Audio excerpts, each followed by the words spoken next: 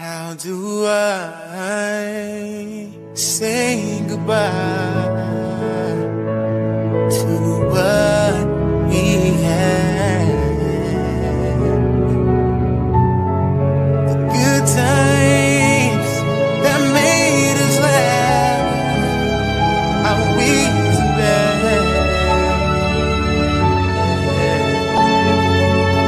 I thought we get to see tomorrow, but forever's gone now. Sports Jedi Network on an indie So hard to say goodbye to yesterday. I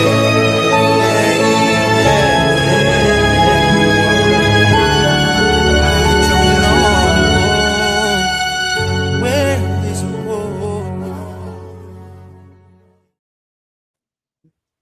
What is going on, everybody? Welcome to the Sports Jedi Network. Let's talk some wrestling. I'm one of your hosts here this afternoon. We got a lot to break down. We got a lot of the whole entire week of pro wrestling. Yes, it was absolutely chaos. We're going to be talking about all WWE RAW, SmackDown, NXT, Dynamite, TNA releases, major storylines, major shift in debuts, returns, and of course, in memorial of the gingerbread man. We're going to be celebrating his life, his accomplishment in SmackDown. But we are powered by Blackout Coffee, blackoutcoffee.com. Hit my promo code SportsJedi20 and save 20% off your orders on all the Blackout Coffee products. We're also powered by G Fuel Energy. Fuel your life, fuel your watch-alongs, fuel your soul. Go to gfuelenergy.com, hit PGH Chris, and save on all their products up and down the G Fuel Energy family of products. And of course, we're sponsored by the big one, Dude White. Stay fresh, stay clean, stay match ready. Whether you're going to mourn the life of the gingerbread man, make sure your Dude Wipe's fresh.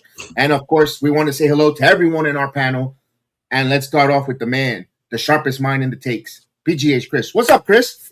What's up? What's up? Yes, I'm excited. I'm excited. We, a couple new things happened today. We got to talk about. Gave us some things to talk about here.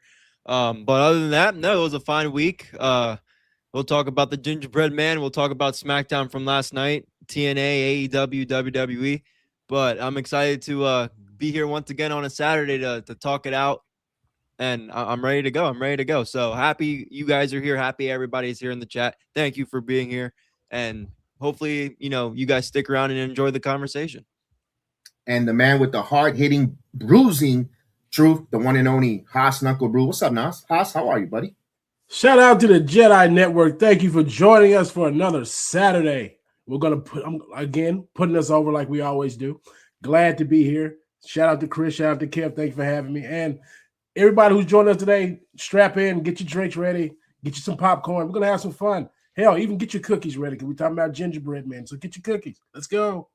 Yeah, so you have a nice torn glass of warm milk and you snap into it. All right, let's get into all the sugar and spice and everything unnice. We had some major shakeups. We know we had last week, we had a major shakeup over 23 talent released from the WWE. This morning, if you wake up ready to have your blackout coffee or if you're going to have your G Fuel to get you going, or whether you're going to be freshen up with a little Dude Wipes courtesy wipe, you find out the news. Kofi Kingston, Xavier Woods, no longer part of the WWE, mutually departed, leaving the company.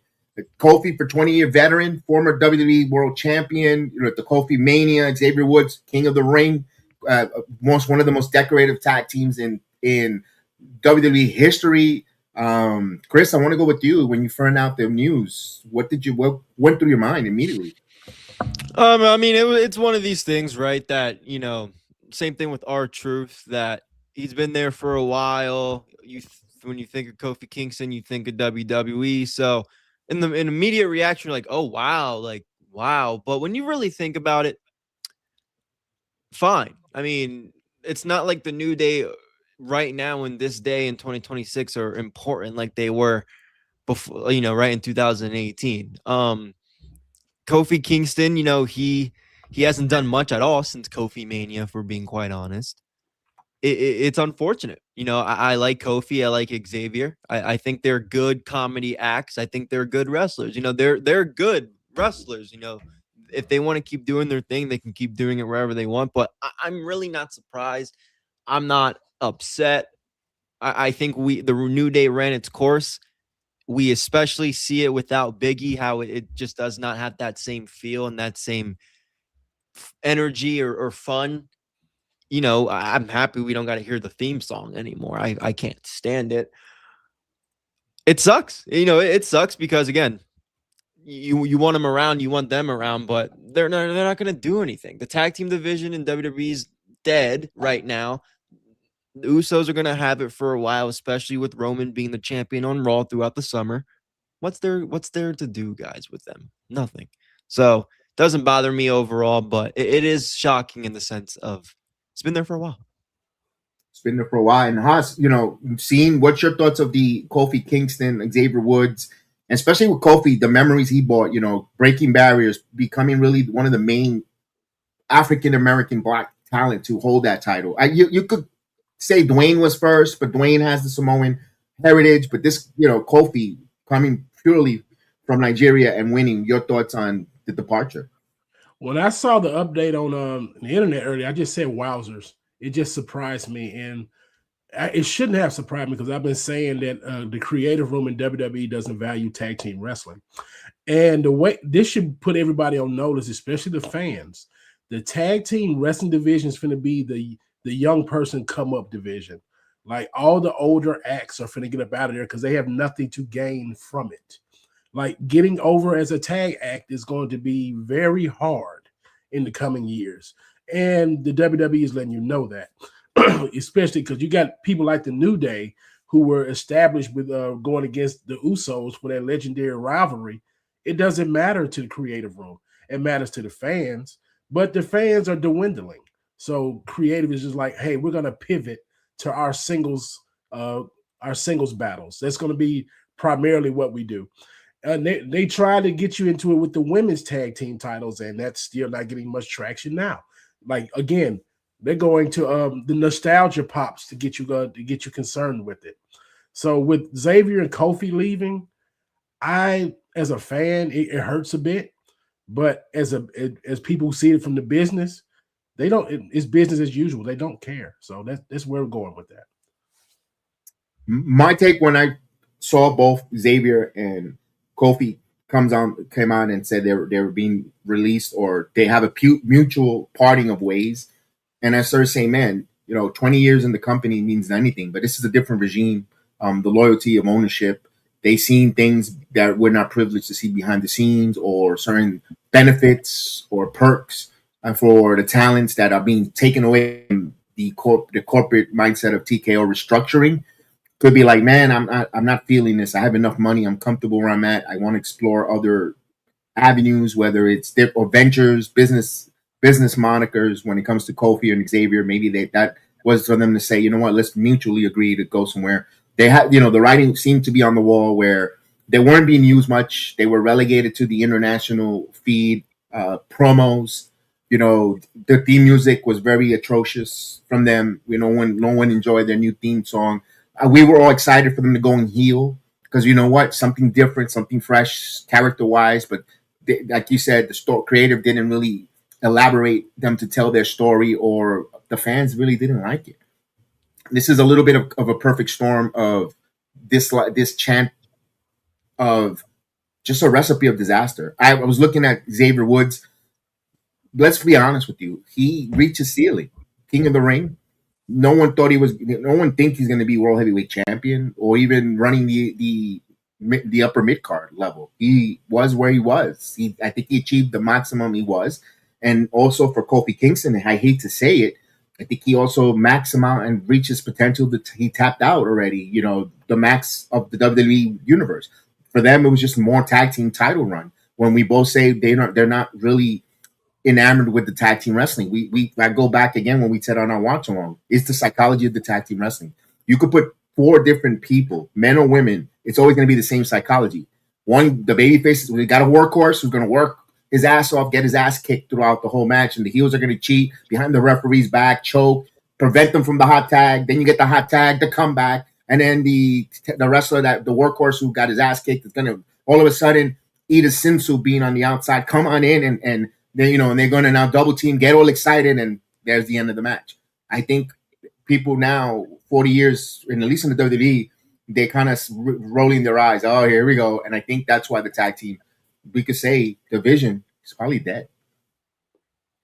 I believe with the AI metrics have told them like we could let them go. Like I know they said mutually agreed upon. I think the AI took up all the reactions and the financial things that came with the tag team division and just like get rid of the guys who are getting a big check. Just cut bait with all of them, pay them off, and just let them go because we're not getting any traction with tag team wrestling. Cut bait. Yeah. It sucks. Now the speculation of where they're gonna go, you know what? Wherever they go, they're gonna knock it out because they're 20-year veteran of Kofi Mania, Kofi Kingston, Constant Creed and TNA, Xavier Woods with the maturity. They're going whether they are together as a team or they go their separate ways. There's other places where they're going to be very well utilized. If they go to All Elite Wrestling with that tag team division.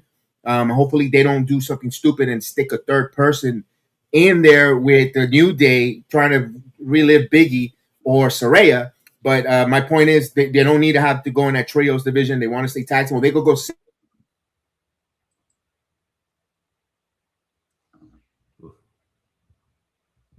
Well, Saraya, we know Saraya ain't going to be there anymore. No.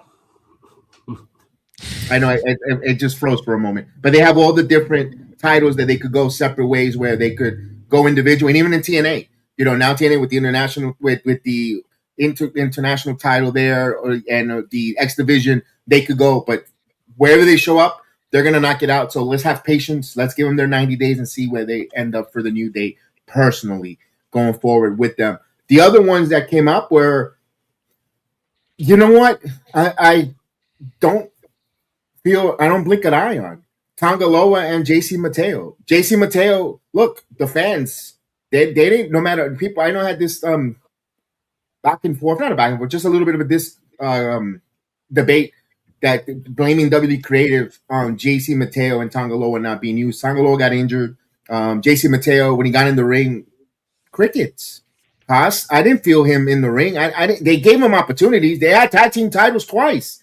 JC Mateo just didn't fit the WWE. That's what happens when the fans get on the internet and do a lot of this talking and no action comes behind it. This is what Nick Khan be talking about.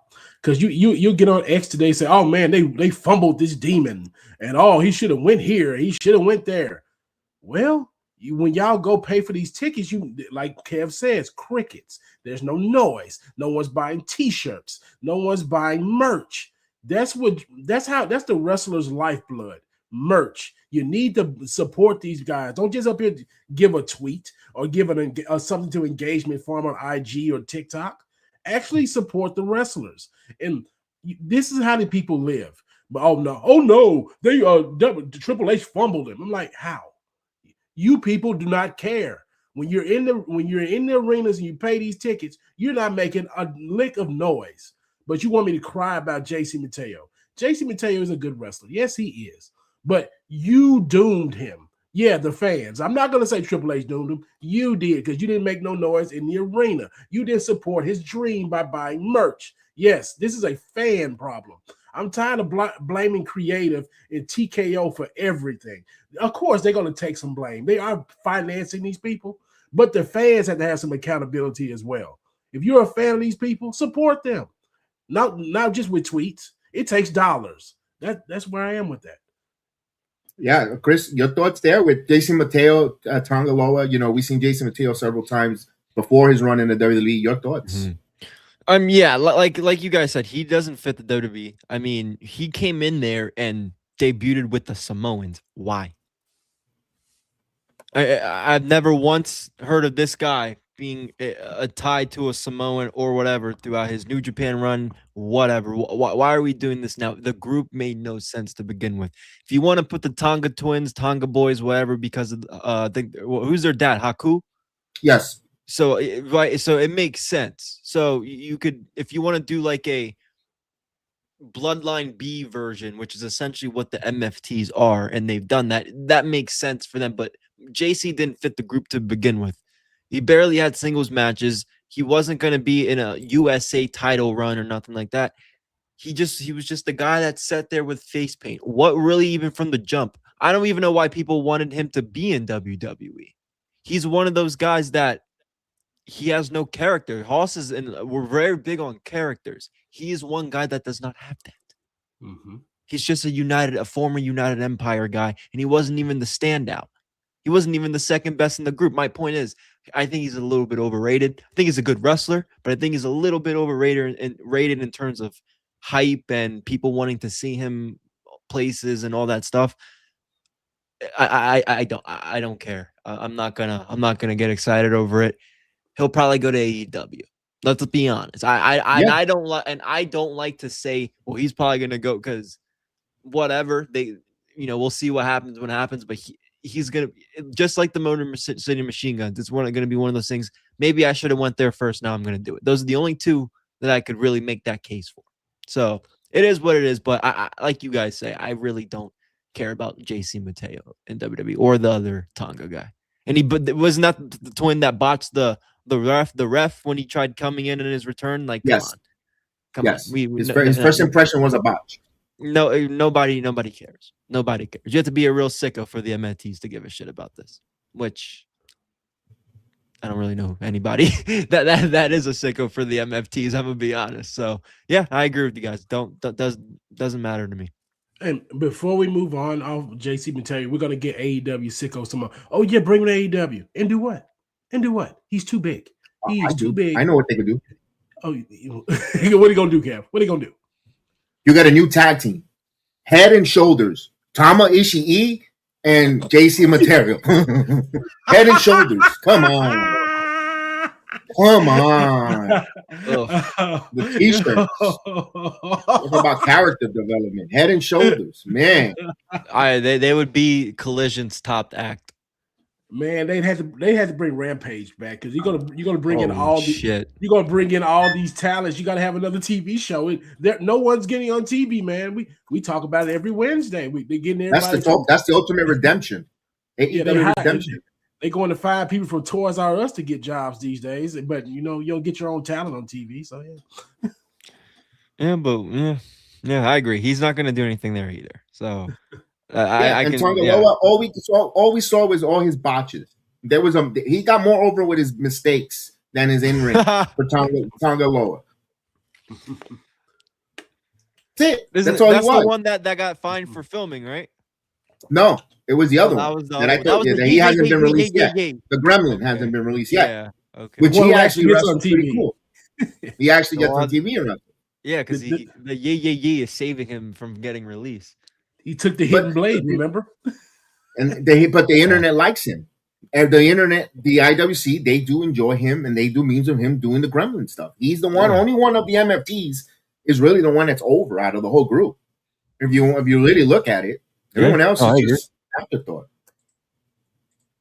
There's nothing there with that. So if you know you have wrestlers that you like we say, the metrics, buy their merchandise. LA Knight. Someone in creative hates his guts. Either Pritchard don't like him, but he is an undeniable force because of the fans and the entrance, the ear test. Remember, they're in Gorilla, but they hear the crowd going bananas and going nuts, whether it's yays or boos. You got their attention. Dominic Mysterio got over because of the massive negativity at that time. Remember, the internet was scorching him how much he sucks. He should go to NXT. He doesn't belong on the main roster. He's a terrible wrestler. Now he's one of the most overest act, and they love him because he got over the crowd with the boos, the reactions. That's how you again. If you're buying a ticket, react. Fatal influence showing up. All the boos. Even if you dislike them, that's still heat that they're gonna. Oh, you know what? We're gonna keep trotting you out there. We're gonna keep using you because you get a reaction. When you get no reaction, you're in some trouble. Like, you're gonna be in real trouble, and you see it. So I hate when they get that reaction. Yes, it's a favorite wrestler, but it's too late now. It's already done. You had your chance. You didn't. Now the company has to move on.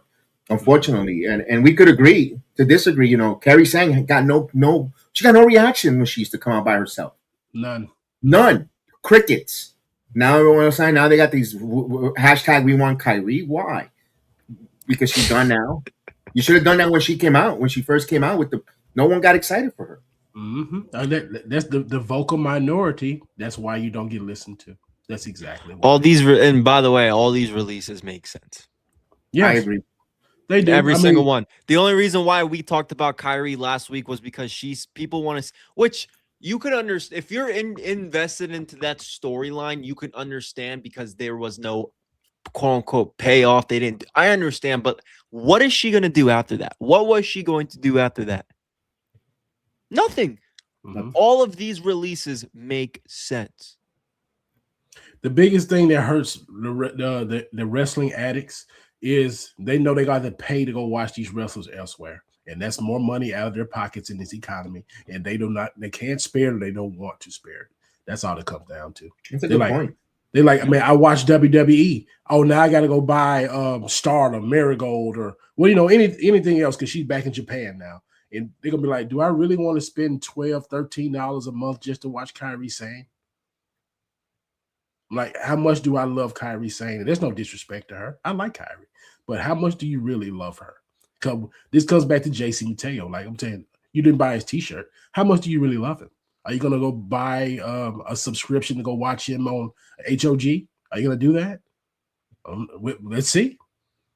Put your money where your mouth is, fans. Just let us know. Yeah, and travel agents are on the line right now, waiting for you to book the tour of the islands. Yeah. All right, let's go. Let's move on. One thing that I wanted to talk about with what came out was a town hall meeting. We found out the numbers of these TKO executives, how much they're making. I want to get that number to sit out there, but one thing that I saw was Nick Khan. Nick Khan's base salary was $2 million, but with all these incentive and bonuses, he made over close to $20 million. I'll get the numbers correctly. But 12 of them were bonuses on the revenue. This is why and you wonder why they're whoring themselves out for ads and putting all these ads everywhere, because all that is just getting the bonuses for Nick Khan to get bigger and bigger and bigger. He's working on incentives. That's why he's going to put ads. Where there was that meme, the goof that they were going to put dude wipes on the demon on the body paint, and Dominic Mysterio's T-shirt had dude wipes. Money, ads, placement, because those are incentive and bonuses that is going towards Nick Khan. Haas is business 101. It's practical, but we might not like it. But what's your thoughts on that? And it makes sense, right? Oh yeah, it makes a lot of sense. I mean, I'm not surprised by the things they're making. Nick Khan, Ari Emanuel, all the guys. The thing about it is the WWE is bigger than wrestling. And once the wrestling fans realize that, they will feel a whole lot better about themselves. This is a money-making business. And people hate to hear that because capitalism has become the biggest boogeyman in society these days. But we live in America. This is a capitalist environment. So you have to realize what's going on here. So when it comes down to some of your favorite wrestlers getting cut, you're going to either, go back to what I just said. You're going to either follow them elsewhere to watch them, or you're going to find you some new ones here in the WWE. You're going to buy their merch, latch on to them, and make sure they don't get released. So by Nick Khan making $20+ million, or I think Ari Emanuel made like $60+ million, I'm not surprised by that. Think about what their severance pay may be if they actually try to leave this company, or the golden parachute. A lot of terms that a lot of wrestling fans don't know what the hell I'm talking about. Yeah. But yes, these things are there, and people need to realize this very quickly. That's all I'm saying. So latch on to the big main event players and latch on to the ones who are coming from NXT. The people in the middle, I'm going to just tell you, if you have been a fan of them for multiple years, keep buying their merch so they don't get cut. That's the only way they're going to survive this. But I wouldn't be getting in an uproar over what Nick Khan and them are making. Yeah, I'm going to go to Chris. Chris, I'll give you the numbers. I got the very fact numbers. 24.3 million for Nick Khan total. $2 million is a base salary. You had 10.7 million in bonuses and 11.5 million in stocks. So the greater the stock numbers where they do these TV deals and they close out where they're making all this money, the stock value goes up. He makes more money. But the bonuses is $10.7 million. That's putting ads, bringing revenues, the site fees, and so forth. I'll give you Mark Shapiro, 46 $42.6 million is his total salary, which $4 million comes on salary, 12.5 in bonuses, and $25.8 million in stock dividends. You got Ari Emanuel. He makes $67.4 million. $3 million are their base salary, 11.9 bonuses, 43.9 million in stock awards, and 8.1 in incentives. So they're making a lot of money. Chris, your thoughts there? Because there's one more guy I want to roast after this. Go ahead, Chris. And I think I know who that guy is. But no, on a serious note, when it comes to Ari, Mark Shapiro, I understand why they're making the more money. They're also involved with the UFC, whatever. Nick, I want to speak a little bit about Nick Khan, because we're talking about WWE. Nick Khan, he's doing his thing with Zuffa boxing, but that's, really what the town hall meeting was about, really. But I want to say something about Nick Khan, because if you listen to any of the clips about the town hall meeting or heard anything about it, you need to know that is Nick Khan's position in WWE. TKO, he might have other things going on because he's on the board. But when it comes to WWE, he is the president. He has nothing to do with creative. He is the guy out there getting those deals. And we're talking about budget cuts. Who do you think's really making the calls here? It's Nick Khan. It's not TKO. And people are going to, well, Nick Khan's on the board of directors. You guys see Nick Khan in the front row almost at all the pay-per-views? He's there. He knows what's going on. Him and Triple H are like this. He's not even involved in creative, and we saw it on Unreal. Who are the only people that knew about The Rock, for example, or Cena turning heel? Nick Khan. He is the president. His main job is, from what I can tell from this and from what we see on TV, it's to get those ads, is to make WWE deals. He's the reason why they're on Netflix. He's the reason why they're on ESPN. He's making these deals. So if I bring that up to say, because we just got done talking about budget cuts and all that, we should be talking more about Nick Khan. And I'm happy Kev brought this to light. I'm happy we're talking about this. He does not get the criticism, as much criticism as I think he should. People are quick to jump to Triple H and TKO. Let's talk about the guy in the middle, and his name is Nick Khan. He is the middleman. Now, he's more on TKO, granted, because he's on the board and he wants that money. But he realistically is the middleman. And Kev, I think I know who you're going to talk about next, so I'll let you go. But who you're going to talk about, I think, should be the real middleman in this situation. I agree with you. And for Nick Khan, my thoughts on Nick Khan, he's the one selling the soul of the WWE out. That's just me. He's the asshole that's selling the soul of the company. With all the ads, changing all the traditions and looking for and chasing the mighty dollar, where TKO says, yeah, let's go. You tell them, we're going to make you more money. We're going to get you out of this debt that they're in, Endeavor is. And he's using them, and they're giving him the full kibosh green light to go do it. That's why it was dangerous. I know that was one of the best acquisitions for Vince McMahon to bring in. I think the Khans are ruining wrestling, period. Whether it's Nick or Tony, they're fucking ruining wrestling. Khan! Hey, I just want to get out there. Omar Khan's ruining the Steelers organization, so I have to deal with the third Khan, and Omar Khan for the GM of the Steelers. Yeah, we need and you know what? When you put all those K's together, they're not good. Look at the American history.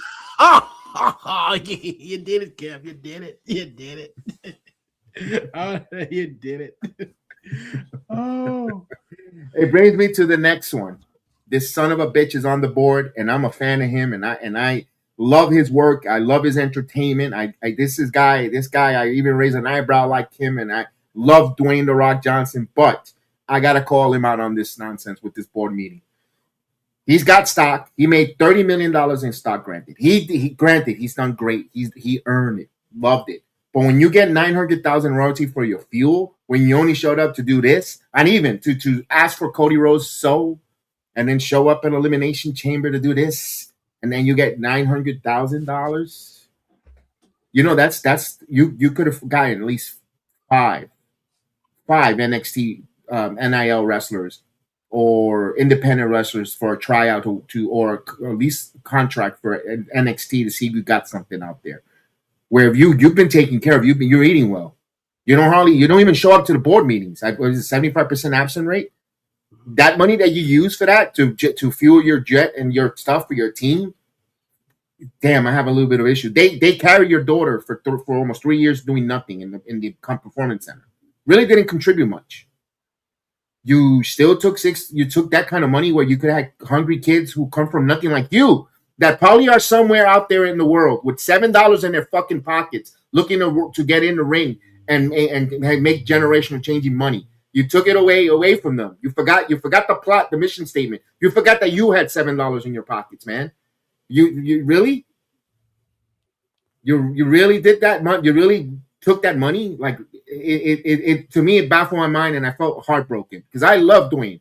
I know that he does good stuff, charity. He is giving his shirt out of his back to people when the camera's not around. He's done stuff great, but that there, I gotta call it. That it didn't sit right with me. Haas. I'm gonna tell you this now. Since we talking about stock shares and all this, all these wrestling fans that buy these expensive tickets to go to these shows, go buy stock in TKO. Go do that. Do that. I would much rather you do that than you go spend away. You go finance whatever you have to do to go buy a ticket to WrestleMania. If you really care about this business as much as you think you do, go buy some stock because they're making money right now. They're making hand over fist. So stop giving them money to go fill up these arenas in Tulsa, Oklahoma, or Laredo, Texas. Go buy 5 shares of TKO and make you some money off of this company because you keep giving all your money to them. Go make money off of them. And I tell you will feel a whole lot better about these releases, about the merch sales. You'll feel a whole lot better about because you got buy-in, you got skin in the game. You got that from Hoss right here. Get you some skin in the game because I'm gonna go do it myself. I'm gonna stop buying merch. I'm gonna go buy me some shares in this company and make me some money. Yeah, right now the shares currently that closed out last night on Wall Street, $180 to $200 per share. You could purchase. And the biggest mistake I ever did in my life, because I was broke at that time anyway, still am. When they first came out, I think it was like $17 a share for WWE stock at that time, or even less than that. And I regret not buying a bunch of stocks in the WWE product. I'm with you. I'm with you on that one, Kev. No, listen. We've talked about The Rock for a while when it comes to TKO and all that stuff, and it's just unfortunate because I brought it up earlier. He should be that middle guy. He should be the guy. But again, call me a conspiracy theorist. I like conspiracies, whatever, whoever I'm listening to, whatever. My point is, I think there's just tension between The Rock and Triple H going back to so long ago. And I think now that they're both in a management upper level position, they can just do stuff. Mm-hmm. And I think it's just as simple as that. Now, we don't know. That's just, again, I'm speculating. I'm listening to other people that say maybe that are credible, that I feel are credible. What I see on TV, what I'm seeing on storylines, I just feel like there is tension there, and he should be the guy helping, and he's not. I hate to say that we kind of need The Rock, but we kind of, not on TV, but we kind of do need The Rock. But Kev, we talk about it. He cares more about he's with Team Ari instead of Team Us. Mm-hmm. That's why that's why he's taking a step back. The person that I think that we're actually, it's Nick Khan. I don't think it's The Rock. The only that the issue is between Triple H. It's not Triple H and The Rock. Rock is just saying, you know what? He's probably seen you're selling the soul of professional wrestling. This is not what my grandfather and my dad wrestling. You're changing. And even when I was in the business, I tried to bring another level of business, sports entertainment. Yes, when we had that creative, but now I'm starting to see you're selling the soul of the professional wrestling. Where he said wrestling is cool again, but then he's starting to see all this corporate greed. He said, you know what? I'm going to get paid and I'm going to step back. And he's leaning back and not getting involved in creative or showing up and just give me my money, using my name. I'll check it. And seeing that Nick Khan is what is he doing and selling the soul of the WWE And he's like, you know what? I'm just gonna collect money. I'm not gonna get involved. I'm gonna clean my hands. And it kind of he's doing the Pontius Pilate, in my opinion. Oh yeah. Yeah. No, and that's unfortunate because I truly believe if he didn't care so much about the money and I think he has his own problems with Triple H as well, and maybe Nick Khan as well. But again, the Rock, he wants his money, so I agree. It is unfortunate that he's like that though, because I think with his like you said, it's not the business his grandfather liked. If he knows the business, he's one of the biggest stars to come out of it. Nick Khan is not. Exactly. So while The Rock has authority, I feel like he could help, but he cares more about his dollars in his pockets, or there's tension that he's not doing that right now. So right now, yes, I agree with Kevin. I brought that up. Nick Khan should be the guy we really focus on. Meet in the middle. I know, because again, we're quick to go to TKO. We're quick to go to Triple H. Nick Khan needs to be the guy sometimes that we really need to sit back and talk about. And I'm happy we're doing it right now. Oh yeah, I agree. Go ahead, one more thing about The Rock before we move on. I believe The Rock feel like he's bigger than the business, which he should feel that way, and he doesn't want to be dictated to anymore. He was dictated to by Vince McMahon, and that was one of the only men he respected because Vince McMahon did make him own. The Rock is damn near a billionaire now. If he's not a billionaire, he's damn near there, and he probably thanks Vince McMahon every day for that. And that's probably the only man he will be taking terms from. He's not going to be taking terms from Ari Emanuel. He'll do favors for Ari Emanuel. But if you're going to see The Rock on TV every week being dictated to by him, I doubt it. Think he's going to be dictated to by Nick Khan? I doubt it. He's going to want full creative control. He's not going to want anyone to tell him what to do. He like, I get told what to do as an actor. I'm not going to come to a business that I think I'm bigger than and be dictated to. That's why I think The Rock is going with that. I agree. And like you said, he has every right to feel that way. I agree with you there. Listen, no one's lived The Rock's life. You know, seeing them being in, if you saw the show, it was so far true, being broke, being in eviction notice, moving around, hardship. Look, his dad got bamboozled. Regardless if he's right or wrong, whatever, if he bought it on upon himself, those people, you know, they were on the brink of starvation. I understand when he just, you know, I'll just get paid. Give me I'll make money. You know, no one's lived their shoes. For us to easily sit here on a Saturday night, on a Saturday afternoon and just say, oh, it's The Rock's fault, it's Nick Khan. We don't know what they go through in issues. But when we're looking at the proof in the pudding, who's making money, who's stepping back, you know, you form an opinion, a respectful opinion, not being disrespectful either to those gentlemen. But it just feels the way I feel. Maybe money-wise, he's WWE's greatest signing. When it comes to getting deals and advertisements, I am not arguing with you at all. I think when it comes to the business side, yes, Nick Khan is probably the greatest thing that could happen to WWE. And it also comes with a creative downfall, in my opinion. I mean, I'm right with you. Like I say, if I had shares of TKO right now, yes, I would love Nick Khan. Yes. Nick Khan's great. Yeah. Nick Khan's a great business mind. No doubt. But that could also hurt creative. And I'm with you on creative because as watching these shows weekly, I can't stay into a match because of the ads. We're getting bombarded with 3 and 4 minute ad breaks in one match. And you can't, that's bad for television. I don't care how much money you're making. That's bad TV. So on the creative end, I'm right with you on that. It is just bad. So if you're as a shareholder, you love him. As a viewer of the product, you can't stand it. I agree. No, I agree. And again, I think we're so quick to blame Triple H and TKO when Nick Khan does have a big say. He is the president. Who do you think gets notified a lot of these things when Triple H has a creative idea or whatever? He's going through Nick Khan. Nick Khan's going to TKO, Ari Emanuel, and Mark Shapiro, and all these other people. That's what's going on. Yeah, that's why we have to talk about Nick Khan sometimes when it comes to that part. There's like any job in this world. We all have people to answer to. If you don't own the business that you work in, you answer to someone. So you have to sit up there and take the orders, or you're going to leave the job, or they're going to get rid of you. So which one is it? So when it comes to fans complaining, they're just finding a totem pole and just like, I'm gonna blame this person, this person, this person, this person. If you're going to keep playing the blame game, you probably need to blame yourself by still watching the product. And I would love you to stay here because you listen to us to give you opinions. But honestly, if this stuff is hurting your soul and bothering you so much, stop playing the blame game every week. You either like it or you don't. And you clearly must still like it if you watch it all the time. So I leave it at that.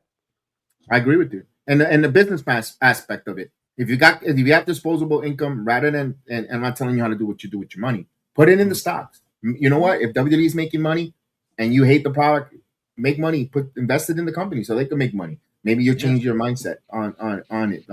Go on that there. So I'm ready to talk some of the weekly episodic television. Which show do you guys want to go first with? Breaking down. I go either way with you guys this afternoon.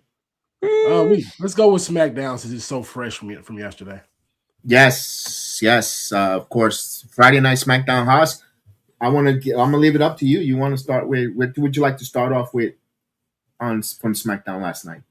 I want to start with the Gunther Cody Rhodes interaction. That seems like it has the most legs going on storyline wise going forward. And when this was after the Ricky Saints battle, which was a fine match.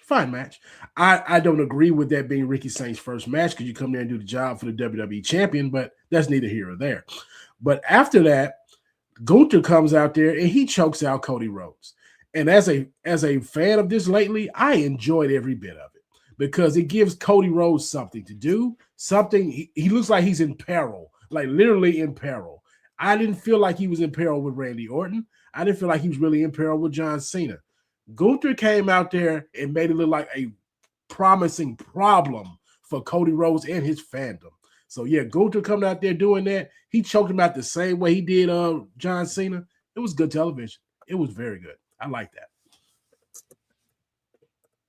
I love it. Chris, your thoughts there with Gunther showing up? Guys, real quick, want to make a note. Saturday show is just a closed panel. That's why we ask you to come on the watch-alongs to join us on the program. Saturdays is just Let's Talk Wrestling amongst the core 5, of us. Sorry that Ron Samurai. We'd love to have you on, but not today. Not today. We'll have a guest occasionally when we open it up, but we want to move it in a quickly, swift way. Chris, your thoughts here with Gunther and Cody Rhodes. And before we go there, before I just let you go loose there, I kind of said it when I saw it, the copy and paste with Carmelo Hayes, former North American champion, former NXT champion. And I'm like, are we repeating what we saw 2 years ago with the debut of Ricky Saints? I agree because we talked about it that week where it was like Cody Rhodes is gonna bury the young NXT guy already coming up, and look where Carmelo Hayes has been since. So I hope it's not that type of situation because I agree. We talked about that a lot back then. But no, I agree with you, Hoss. Gunther and Cody, Triple H has even said it. We've said it. A lot of the fans have said it. There's nobody on SmackDown to really challenge Cody that's interesting besides a Randy Orton. We're not going to see him for a while.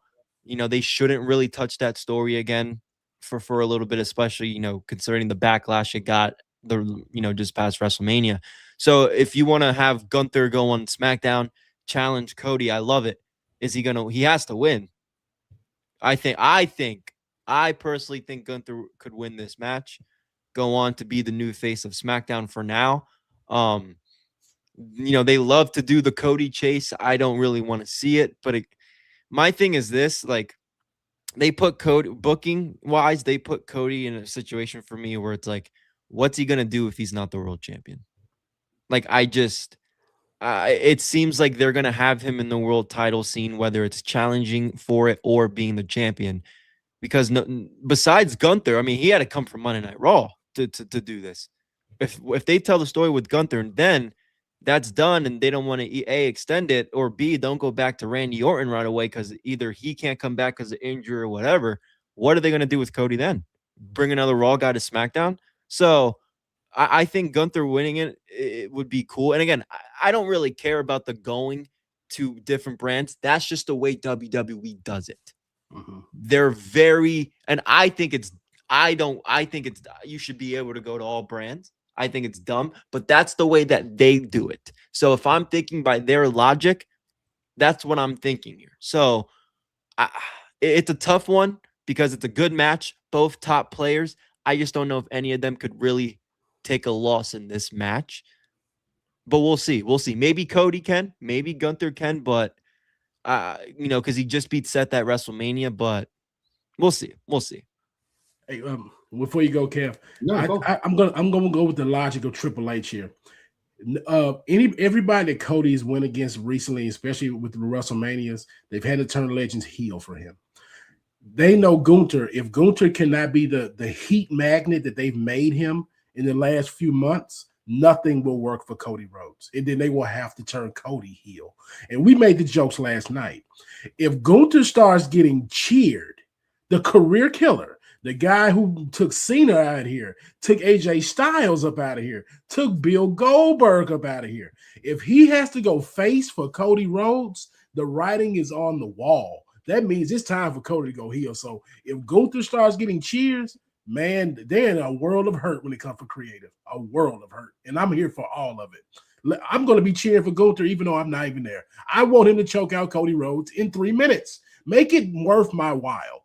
Be very interesting because truthfully, if you want to bring back an old school aesthetic, put the belt on Gunther, and we can go back to how the Jey Uso feud was last year. Make Cody Rhodes bleed, have handcuff Brandy Rhodes to the ropes, bring the kids out there, bring out Ricky Saints to get abused by Gunther, bring out all the greatest hits. We got to make this man a real universal threat that people hate. So, yeah, Cody Rhodes don't mind bleeding. Well, he needs to bleed for every week when it comes to Gunther. I would like to see it. Interesting on that. One thing I want to give Cody Rhodes a lot of credit, and I'll address Chief TV. He has a nice comment that I want to address on it. I really like the fact that for Cody Rhodes, you saw the genuine happiness when Ricky Saints was his opponent. You could see the genuine look. He couldn't fake it. A lot of people give credit, including myself, politician, all that stuff from Cody Rhodes. But when his friend Ricky Saints was his opponent or interrupted the promo, there was a genuine, man, this is a great moment in being in a ring with you for his good friend Ricky Starks, a.k.a. Ricky Saints. Good moment there. Gunther. And I know what he mentioned. I like what he says. Hey, Cole, do you think now that Gunther is in SmackDown, Brock is officially retired, it puts the rumors to rest? When until WrestleMania 43, if they don't have it in Saudi Arabia, that's when I'm going to believe if Brock is really retired. The amount of money that the Saudi Arabian government or the Prince Turki al-Sheikh and his friends could offer money to Brock Lesnar, who's about money. That's when I know if Brock Lesnar is fully retired. If he passes out the money, because I'll put it this way, who has a better chance in the ring more, Brock Lesnar or John Cena, if the Saudis were to offer money? And that would tell you your answer personally. I think Cody Rhodes is leaving WWE soon for an AEW run. I said this, Haas, I made you a comment. We're looking at the next head of creative booking in WWE, and his name is Cody Rhodes. When that happens, maybe 3 years from now, whatever, I think Cody's the one that's going to end up. And that's the champion that Rock, who's going to, the quote-unquote back selling your soul, because I think Cody Rhodes is going to be the head of creative in the WWE in the distant future, 5 years from now or 3, whenever Triple H's career is done. I think Cody Rhodes is the one that ends up with the booking. Whether he's half talent or an attraction, only time will tell. But that's just a hot take. I'm saying it now. I don't think he leaves the WWE. There's a lot of money there to be made. They'll throw him money because he does, regardless if we think his character is not appeasing right now or boring or not exciting, he still makes money. The people still whoa. The people still excited. They still there's still a niche of people that really enjoy Cody Rhodes. I got to give credit where the credit's due. It's there, but I understand. I agree with you guys. I would love to see Gunther become World Heavyweight Champion, Undisputed World Heavyweight Champion, and have that terror reign there. Because, and I'm glad they moved him over, because I was saying this to Haas yesterday. You have Obafemi, who's ascending, monster. You have Braun Breaker, who's the future of professional wrestling, like they say, including myself. You then you have Obafemi. You can't go without them colliding and wrestling one another. You do, and WWE doesn't want to put a loss on any one of these, so you have to move them over.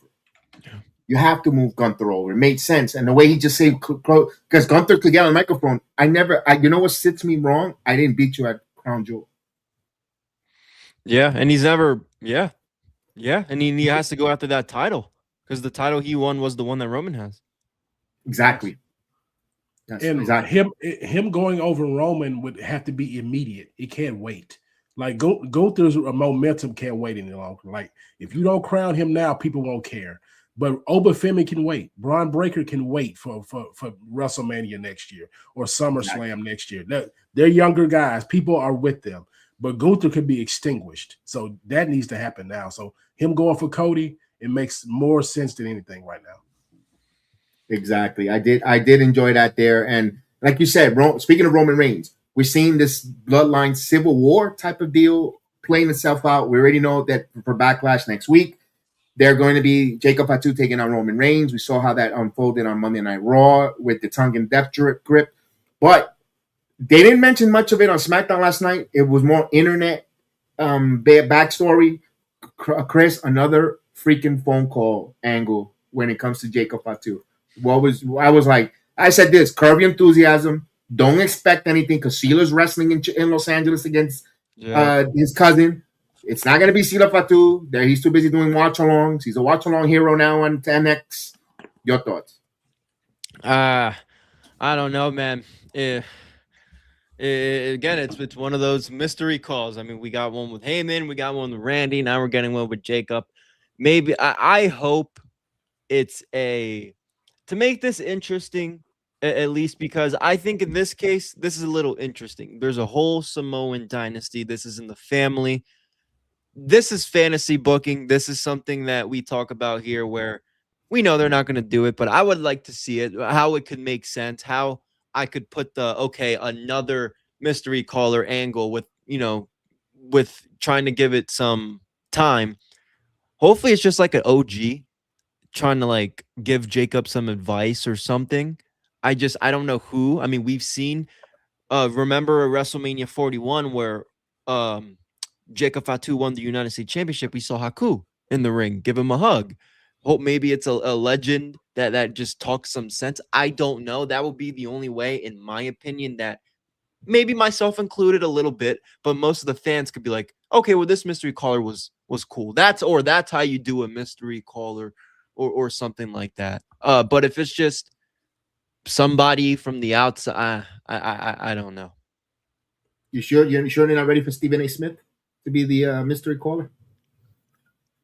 It's hard. I see. It's one of those things, man. I like Stephen. Everyone knows I love Stephen A. But I can't be a hypocrite, man. I don't want to see him in No, I'm just joking. But this thing, I love you. I got two things. I love Stephen A. But I don't know if I want to see him. Don't get me wrong, real quick, Hoss. Don't get me wrong, Kev. I think he would be. I think he could get some booze on the mic when he talks. But if he can be involved like a little, because let's be honest, he's not getting in the ring. Of course not. He's not. Stephen A. Smith is not getting in the ring. So no I don't really want it. But if he cuts a promo, maybe I'll have a laugh out of it. I don't know. Go ahead, Hoss. If you latch Stephen A. Smith to the right wrestler for a managerial role, just maybe a 2-month run, he'll get someone over. I can believe that. If you want to make someone a heel, no, he's going to be a baby face. Like okay, fair. Stephen A. is going to get someone booed. So you got to attach him to a heel. But I believe he can get some real heel heat for somebody more than what Pat McAfee was doing. Because Pat McAfee was trying a little bit too hard. Stephen A. is going to be natural and loud. So I can see him in like in the Teddy Long role. I can see that. And another thing here too with the mystery caller, I believe that's a red herring. I believe it was just, they put that out for social media just to get some traction. Would y'all like this? Like, we got 1 million some reactions to this. Oh, they might actually like this. Oh, this didn't get any traction. Oh, I believe it's just a red herring with the phone call. It may not even factor in later on because we still don't know who knocked out Jacob's teeth. We still don't know who beat up Jey Uso to go to the Elimination Chamber. these memories that we need to know what they are, and we'll never understand these mysteries. So again, I think it's a red herring. It's a red herring. I could agree with you in there, and I don't get it. We mentioned it. People said they don't like the Bloodline storyline. Then that means you're not a human being. Who has not argued strife with a family member, a cousins, or different family members? Sometimes say the family is one of the worst enemies at times. But you're still benighted by blood. So there's a lot of realism there. I like the Bloodline storyline to me because I could relate to it. I have had disputes and disagreements with certain cousins. Certain cousins, might think they're higher, mightier in the family pole, so forth, or whatever. Look, as myself as being one of the oldest cousins, I see the little ones always trying to outdone the older cousin, and you have to sometimes, pull rank. I'm the older cousin, you respect all that stuff. At least in the Hispanic culture, I can understand that. I don't know why people don't relate to that. Where people, when they turn around and say, "I want realism in my professional wrestling," well, you're getting some fucking realism and you're complaining. So hey, to each his own. I enjoy it personally. Then so because I can relate to it. So I would, I'm gonna say to my guy Red out here. I like you said they're repeating the same thing from 2021. That's what the highest ratings in recent history came from. And creative is, I'm going to go ahead and tell you, they're creatively bankrupt right now. You're going to go back to the greatest hits, to the people who generate the most revenue. Roman Reigns generates the most revenue. So if Roman Reigns wants a babyface bloodline run, you're going to get that. Because we got 3.3 million people watching Monday Night Raw. It makes sense. We just talked about how they watch the metrics. You say the storyline is shit. I can respect your opinion on that. Yes. 3.3 million people say differently. People are buying tickets to go to Raw. So that's where it's going. And just go, if you want to fight it against SmackDown with it, SmackDown ratings are down. They're getting half the ratings of Raw. And you're complaining about the Bloodline storyline. It doesn't jive. It really doesn't jive. And I can tell that you're probably more of an AEW fan. I can respect that as well.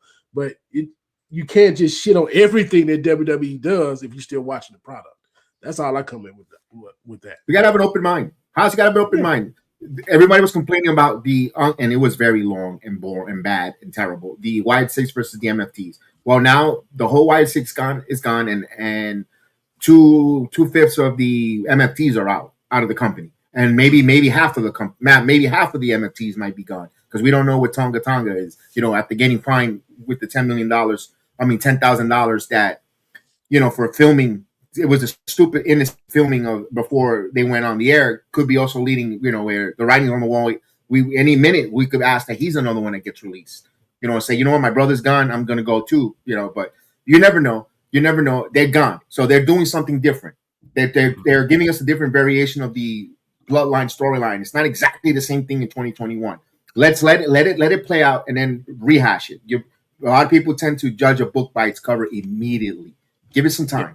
Give it to SummerSlam. Roman said he's going to be here until SummerSlam consecutively. Give it to SummerSlam, then you give your reviews after. I'm just like the same thing I gave with AEW with Darby Allin. I gave it 2 weeks. I gave a good review, a good way of how I see it. I'm going to give Roman to SummerSlam. I agree. I definitely agree with that there going forward where it comes to the Bloodline. And that leads to me to this, and I'm glad Aaron brought that up. We loved it. I don't know about you. I was entertained. This is a sports entertainment company. The whole gingerbread situation. Look, Sami Zayn, we were all complaining how terrible and boring he was, shoehorning himself and taking and getting a WrestleMania moment, taking the title away from Carmelo Hayes. But look what gave birth. Thank you for the smart mind of Trick Williams' smart mouth or smart thinking, comedic, talented, whatever with the whole gingerbread story. It gave something different. What do you want him to have?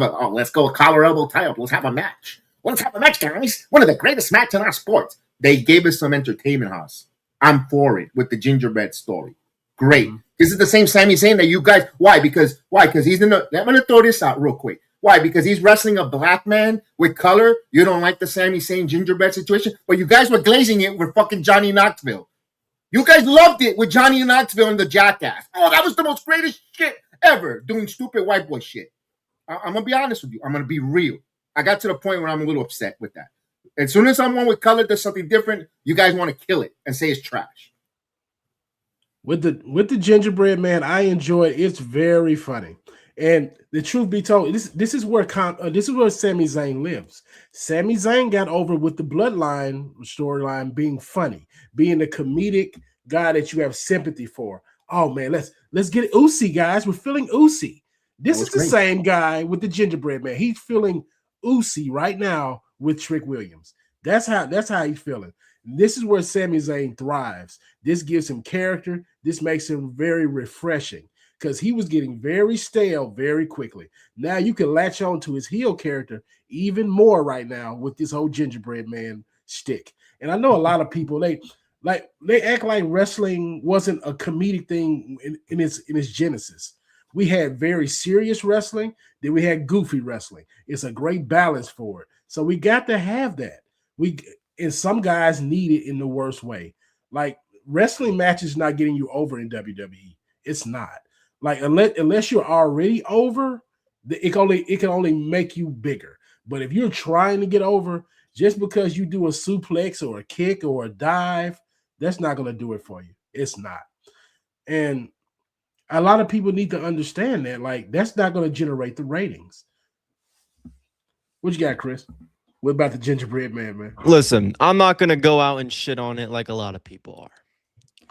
I'm happy as hell Kev brought that up. I have a video. I was in the building. That SmackDown when they did that Johnny Knoxville thing. I didn't like it. I wasn't a fan of it. Look, people enjoy this. And I think, again, it's not my cup of coffee. But the reason why I'm not going to shit on this, like a lot of people online are, people like it. WWE, they're about the entertainment first. They want to attract other people. You guys like it. It's I'm not going to like everything. We're not going to like everything, but there's people that do. It's not my cup of tea, but I'm not going to crap on it. I mean, they clearly have this going on with the Danhausen and this. Again, it's not my cup of tea. I'm not a fan of it, but people are. I don't think it's fair to really shit on it when it's what they do. It's, at least he's going in there helping a young guy like Trick. That's a positive. He's getting Trick a storyline. I think, again, Yachty's been a better celebrity involvement. I don't hate this like a lot of people do. So I don't see why, a lot of people are really tearing this apart. Like it's like the worst thing ever, because it's not. But yeah, it's not bad. It's not something to crap on. It's just not my cup of coffee. And Johnny Knoxville wasn't either. And there's nothing wrong with that. And I'll go with Aaron here. He said he's not a fan of it in his wrestling. That's your opinion. And I respect it. The thing about it is when you get the goofy characters, it gives levity to the TV show. Yes. Because if you sit up here and we just watching 10 straight matches with no fresh segments, you get bored during the show. And a lot of wrestling fans feel the same way. I know if you can sit up here and watch 10 to 12 straight matches, kudos to you. And if they can keep your attention that long, good on you. But many other people, they need an intermission. That's why when you go watch a Broadway play, they don't give you all 3 acts consecutively. They give you they let stuff breathe. So just watch it. I'm sitting up here watching the same 450 splashes, super kicks, big flips, dives, people almost dying doing suicide dives and stuff. It's a lot to take in a 2 or 3 hour show. So if I can sit up here and get 30 minutes of comedic levity, I will take that every time because it keeps me fresh. So I understand that. If you disagree, I can respect that. But I respect your opinion, you respect mine. That's how we do in this discourse. And to my guy Red here as well, talking about we're not real pro wrestling fans. What's a real pro wrestling fan, my guy? I mean, is it because you can sit up here and watch the same body slams and power slams for hours on end? Or are you going to come at me for saying I like to laugh with my suplexes?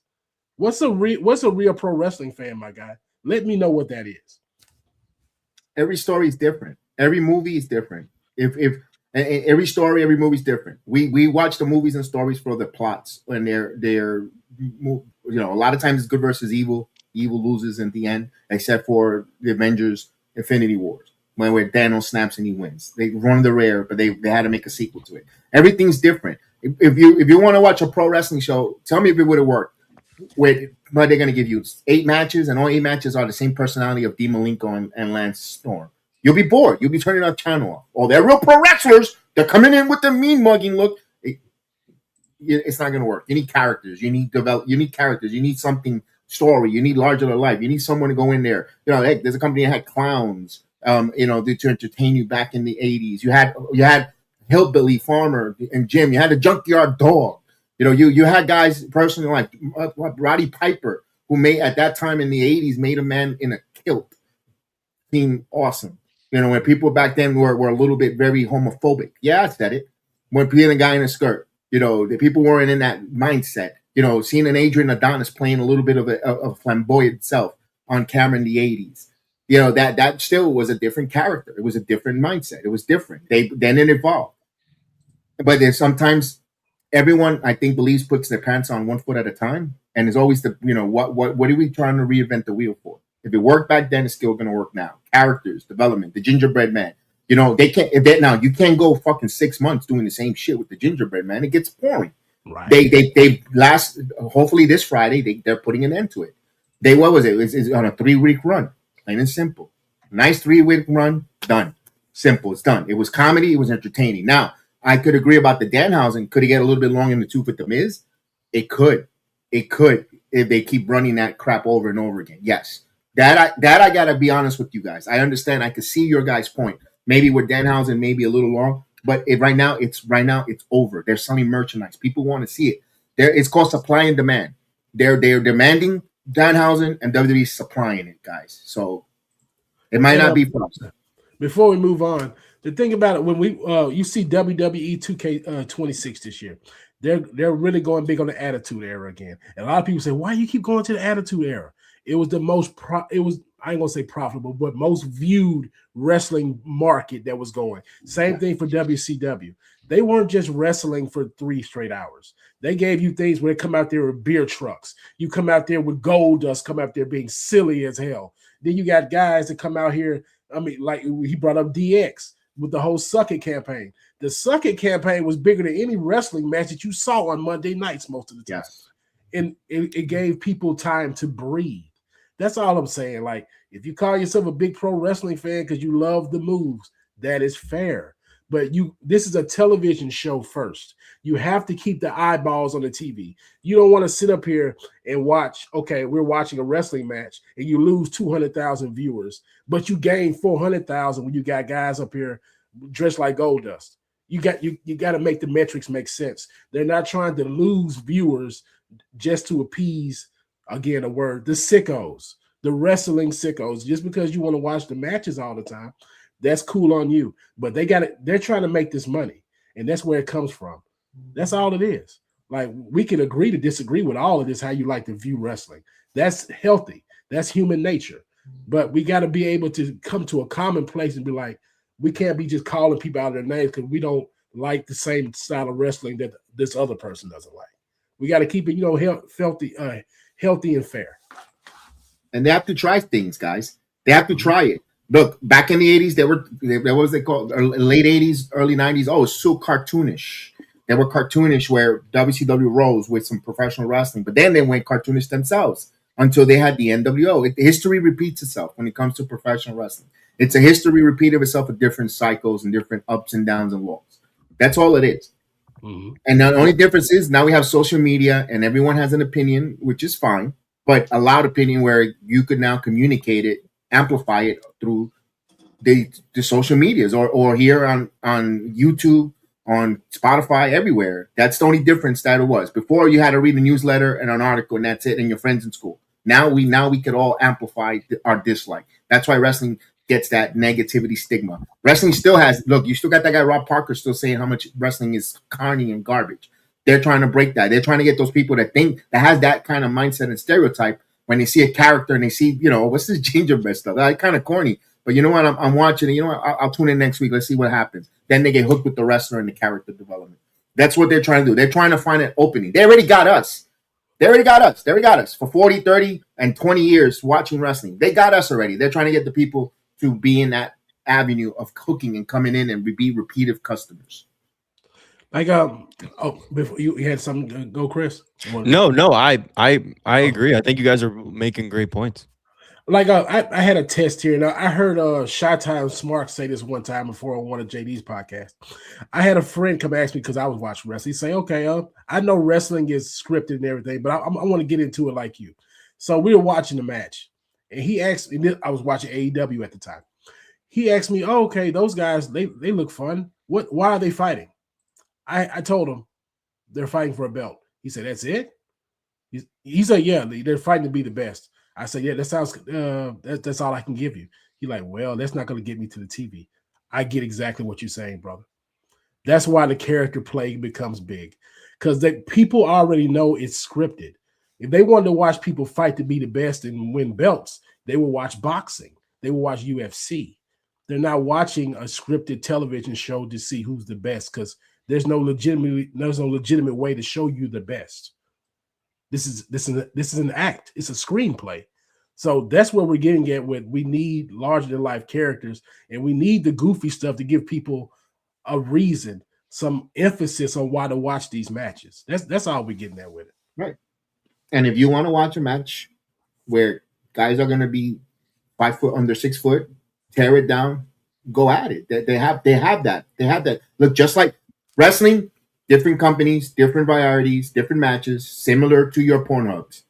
All you suckers that watch your porn have all your different categories and all your different niches. So wrestling is the same way. Fair. That's fair. That's fair. All right. Well, that's the biggest points of SmackDown. Y'all want to go to Raw? Yeah, let's go to Raw there. I actually wanted to, before we go to SmackDown, I love the introduction of Fatal Influence. Love the fact the way they came in. I love the way they protected both Charlotte Flair taking the loss and JCG and how she got the pin with a little bit of the outside situation.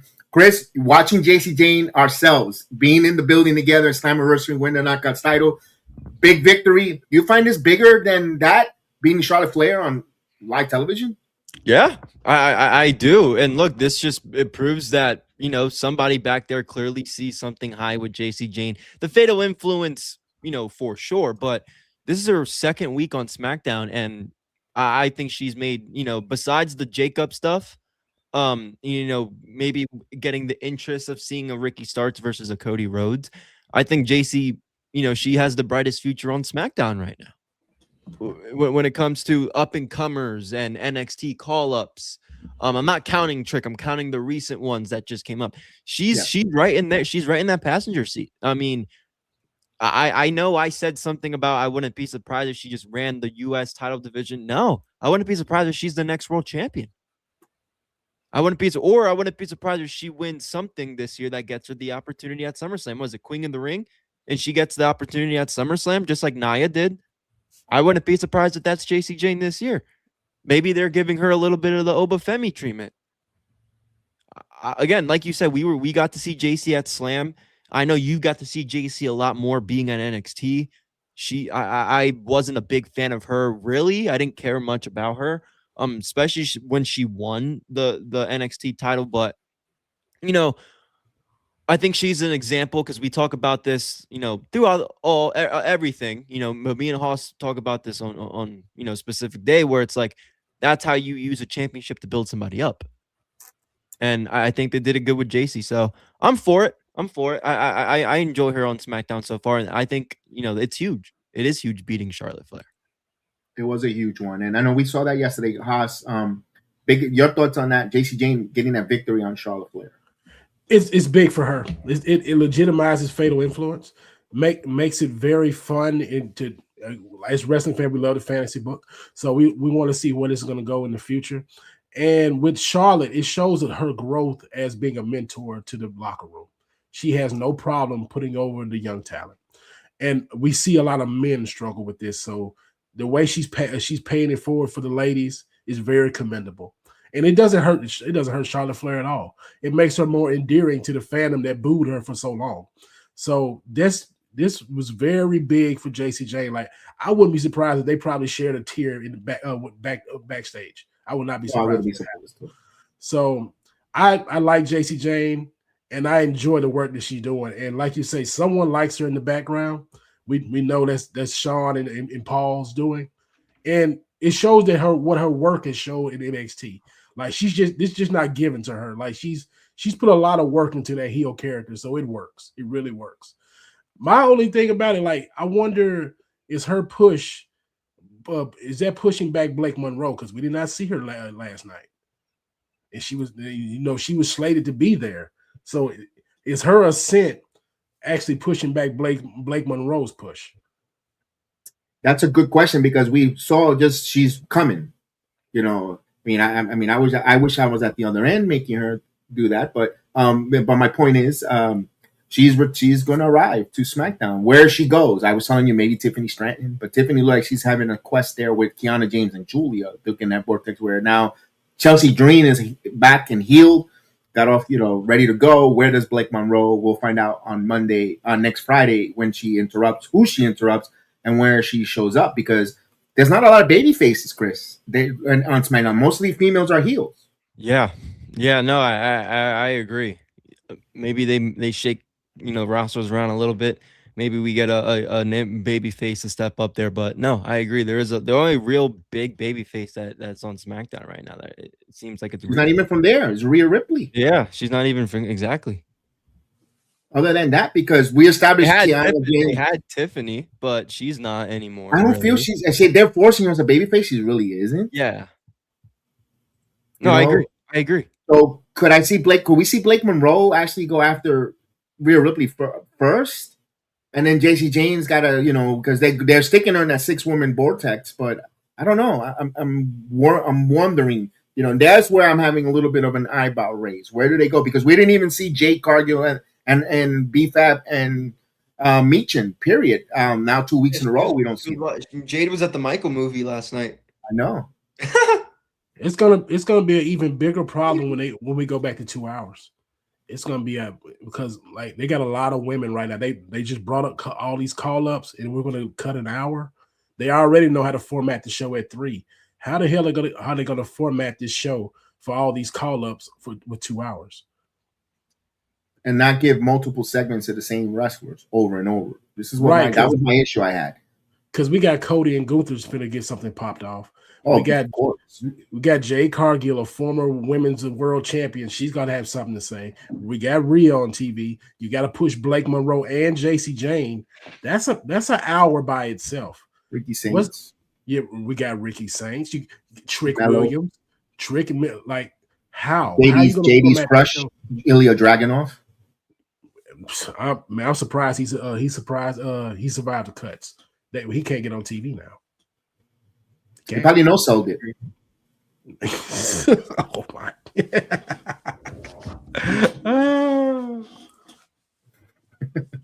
But anyways, let's turn on the dial back to Monday. We're gonna stay down in, and we're gonna get to NXT. Then we're gonna get to all the lead in TNA on all that as we get moving along here on a Saturday afternoon. Thank you guys. Appreciate everyone in the chat. Appreciate everyone there. Don't forget we're sponsored by Dude Wipes. We'll hear from them in a few minutes, our sponsors and all that good stuff. But I wanted to talk about the segment of opening on Monday Night Raw, which I had to remind myself the pre-tape alongside the Usos. Jimmy was sympathetic towards Jacob, but you saw Jay kind of like, no, smash and bash, family first. They're setting the tone where the bloodline. I liked it, to be honest with you. The Tongan death grip. I know. Did you like that, Haas, the Tongan death grip at the end of that on that Monday Night Raw? Yes. It's making Jacob even more menacing. And it's a move that you don't see. And the thing about it, it's not going to overstay its welcome. It's going to probably be used just for Samoan tactics. You're not going to see Jacob Fatu pull this out against, again, Ricky Saints for a name that escapes me. He's not going to use that against that. Rusev ain't getting Tongan get grip? No. It's only going to be used. It'll be used for the main event players. If it's just not for family purposes, it's going to be for a last ditch effort to be the main eventer. If they go any further than that, it's gonna jump the shark. So yeah, I like the Tongan death grip. It's a call back to a golden day, if you will. So yeah, I enjoyed it. Chris? Yes, I did too. I like you guys said, it should be something used in the family. It is a Samoan move. No, I like it. I like it. It adds more to the story with Roman. The matches this week is not this week, next weekend. 7 Saturday. days from now. So they're doing a good job of building this, right after WrestleMania. It started with the night after. So no, I like it. They're gonna get involved now. We just talked a little bit about the mystery caller. I wonder if that has anything to do with this, which it does possibly. So maybe on Monday night we kind of get that, especially if it's like Roman's closing the show again. That maybe that's where we see this play out. But no, I liked it. More Samoan family stuff. And the thing of the, I know people are not, saying it's recycled or whatever. We saw this in 2021. There's more members with Jacob now, and Right. with Jacob and Solo.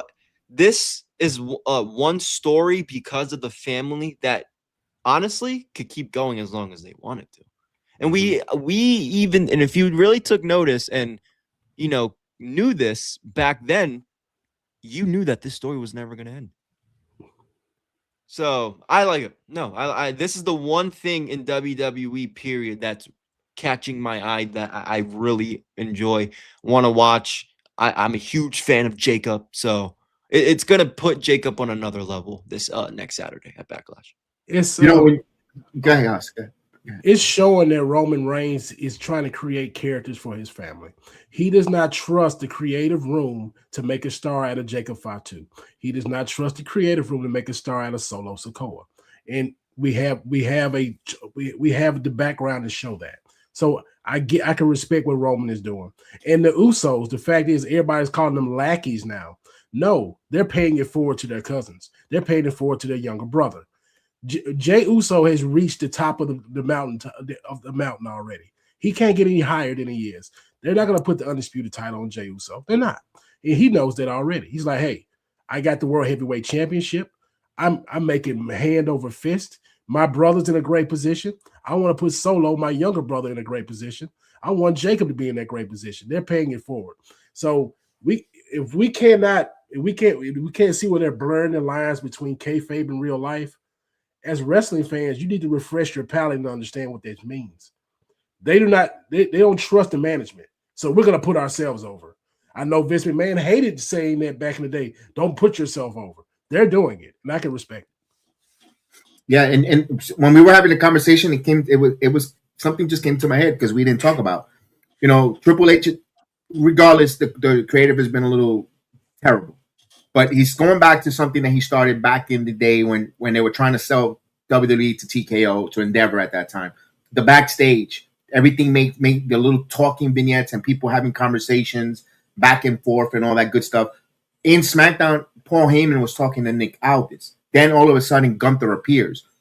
Going back to if Brock is retired or not, maybe that's the favor that Paul Heyman trying to crown their favor to get Gunther onto Friday nights to go after Cody, and he needed that since now Brock is retired. Well, I'm gonna get you into the title picture. I'm gonna talk to Nick Aldis and get you moved over, and maybe that the trade-off where the Samoan Werewolf is the one that moved over to Roman, and maybe it's Paul Heyman at the end of the line. Because I'm gonna be honest with you, I know people say, "Oh, we're doing the same stories," but you kind of need Paul Heyman in the Bloodline story because you can't really tell the Bloodline story without Paul Heyman too. He's part of it, like it or not. Like it or not, I know he's not really family, but he's been in that. He's a family friend for over 30 years, over 3 decades long. So maybe that's where it's the guy that he's talking on the phone is Paul Heyman again. I was wrong. I could be wrong again because I said the same thing with Randy Orton being the one on the phone call for Paul with was Paul Heyman, and it was totally Pat McAfee. But could it be Paul Heyman? I mean, it's something all along. They got to bring in Paul Heyman in this storyline. If he's already producing it backstage. I mean, he's polarizing. He brings eyeballs to the camera to watch you. When you see Paul Heyman talk, he's the mouthpiece. I don't know. What are your thoughts, Chris? No, Paul Heyman's he's very important to that family. He will definitely see him again, maybe some point. Why? Because a lot of things, the rumors for SummerSlam, not rumors, I guess you say speculation, which I could see them doing, is Seth versus Roman one-on-one. So, Heyman would add layers to that story. He's a main part of that story, especially now. So, no, I agree with everything you said. Paul Heyman, again, don't be surprised if you see him pop up again. I know people kind of thought, last year at WrestleMania when they did the triple threat, it was kind of like, okay, Roman turned or Punk, or excuse me, Heyman turned on Roman and Punk. So, we're not going to see him again. That's not the case. We'll see him again. Probably leading up towards SummerSlam. Paul Heyman, and not necessarily Paul Heyman involved with the family because he's still doing his thing with the Vision, but if some way somehow, with the Seth Rollins stuff, they extend it and they want to do that, they can. So, no, I agree. Nothing really else to add on what you said there. Yeah, Haas, could you see a world where Heyman is the one brokering the deals and moving the guys backstage to Nick Aldis, Gunther over? Because it also opens the door for CM Punk to chase into Friday Night SmackDown, trying to start Heyman with Punk getting involved with Gunther and the Cody situation. I don't know. I'm just speculating. Hot take here. I believe this Paul Heyman Vision business will be done by SummerSlam. I can see that. Yes, because the Vision is not going anywhere. It's not elevating Logan Paul. No. And with Braun Breaker already has his core fan base. He can't get any bigger with Paul Heyman. He got to start doing things individually now. Even when Bronson Reed comes back, that's not going to help Bronson. That's not going to help Bronson Reed. It's not going to help Braun Breaker. Logan Paul has got to be established by himself very soon. Him being tied to Austin Theory doesn't work. So Paul Heyman is going to end up double crossing again like he usually does. And he's going to probably latch back onto the First Family sometime in the near future. So whatever happens with Roman at SummerSlam, win or lose, I believe he's going to tie himself to that because ratings. The Triple H knows what's going down. He's like, Roman he's tipping the scales for Netflix. Hell, let's go. I know the guy got on to us about talking about 2021. They're going back to it. It works. It just works. And it's Paul Heyman with the First Family, what they're called now. It's going to put even more eyeballs on it. It's going to make it look bigger than it is. So, yeah, I get exactly what you're saying, Kev. And you're going to have people that hate it online. They're still watching. They're not turning their TV off. They're not like Kendrick Lamar. They're not turning their TV off. They're going to keep watching it. It's going to keep on going. So, yes, embrace it. It just know what's coming. Don't be surprised by it. Yeah, I can see that. See how that pans out going forward when it comes to Paul Heyman, Gunther, all that saga there for Monday Night Raw. We had a Joe Henry concert. Henry concert, Chris. I know we've been watching Joe Henry from our TNAs and watching and meeting Joe Henry and having that conversation and having plenty of extensive conversation, not a meet and greet, just hanging out with Joe Henry that we did in Slammiversary. Good to see him on Monday Night Raw, getting in front of the crowd. The crowd loved him. He had people waving their arms from side to side, getting over with the song. I thought, I don't know if that's going to be sustainable success, Chris. I hope they don't rely on the Joe Hendry concerts because even when we were not that we're not, but when Slammiversary was hot and they were really doing the collaboration and we were watching, these Joe Hendry concerts play on NXT, even on TNA, they were getting boring after a little bit. Not boring because I should say that they were getting a little old because he would have one of those good catchphrases or the lines that are funny. They were enjoyable, but it was always kind of the same thing with whoever he was feuding against. And you would get that at least once every feud Joe Hendry was doing. I hope we don't get this on Monday Night Raw. We don't have time to get this every week on Monday Night Raw. I mean, they do, but I don't think they do. That's a different conversation. But my point is, don't overdo the Joe Hendry concerts, but it was okay. Again, baby faces love this guy. The fans are going to like the guy. Profits are making a return, so they're uber loved by the fans right now, and they're going after, probably the most hated guy on Raw, if not the company, and Logan in theory. So it was a fine segment, and I think it did its job. We'll find out. Your thoughts, Carl Haas, on Joe Henry and this concert, and you want to elaborate on or debate what Chris has to say on that one. I think with Joe Hendry and the concerts, they're gonna cut down on the concerts. He's gonna start getting the Jey Uso treatment. He's gonna start coming down from the rafters. Coming down with out there with the crowds. That's what he's gonna start doing. He's gonna be waving his hands from side to side out there in the crowd, and they're gonna check his cardio first. They want to make sure he's not blown all the way up when he does come down. But he's gonna get that Jey Uso treatment because the people love it. They're gonna want to see him do the spin out there in the crowd. Not just in the ring. They're going to want to put the camera on him next to the kids, babies, all that. Yeah, turn around. Who believes in Joe Hendry? Everybody in here. So that's what you're going to get. They're going to tone down those concerts. They're going to be calling him, oh, Joe Hendry's just an entrance. That's what you're going to start hearing very soon. But it's going to be over. And you know what they do when people are over. They're going to do the same thing over and over again. So, yeah, he's going to be the entrance guy just like the Usos. Let me ask this here. Joe Hendry organically gets over by the crowd, regardless, loves it, forcing, even if creative doesn't see it. Do we have another LA Knight situation here? Yes. Possibly. Yeah. Possibly. Okay. I want to bring that. LA Knight, because LA Knight, let's be honest. Again, I've said this before, and it could, I hate to say it, he should have been world champion, and it arguably should have been him and not Priest. So, Joe Hendry, there's gonna come in time where you're gonna have this same thought. I mean, Kev, what did we talk about with Joe Hendry winning the world title? They put it on him too late. Yes, they gave it to him at Genesis, that the first pay-per-view of the year, 2024, 2025, one of those years where they gave it to Joe Hendry. They should have gave it to him at the Bound for Glory the year before. Yes, so. I don't want the same thing to happen to him in WWE here, like LA Knight. Hoss, there was a point where he was supposed to win the TNA title before they extended it, and then when he won it at that year's Genesis, nobody cared. We don't want this to happen with Joe Hendry right now on Monday Night Raw. I get where you're going with that, because he's more popular than he was back then, especially. Yes, but when you say a LA Knight problem, this is the problem WWE wants to have. If you're talking about Joe Hendry as much as you talk about LA Knight, all these fan pages you see on X about LA Knight, if Joe Hendry has that so-called problem, that's a solution for them. Let me read this.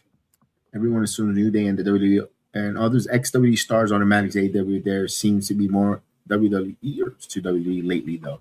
Yeah, I could see that. I could see that there. Which now there's been rumors now. Now this is no confirmation. By the way, Hollywood heel Joe Mack, thank you for the subscription. Thank you for joining us.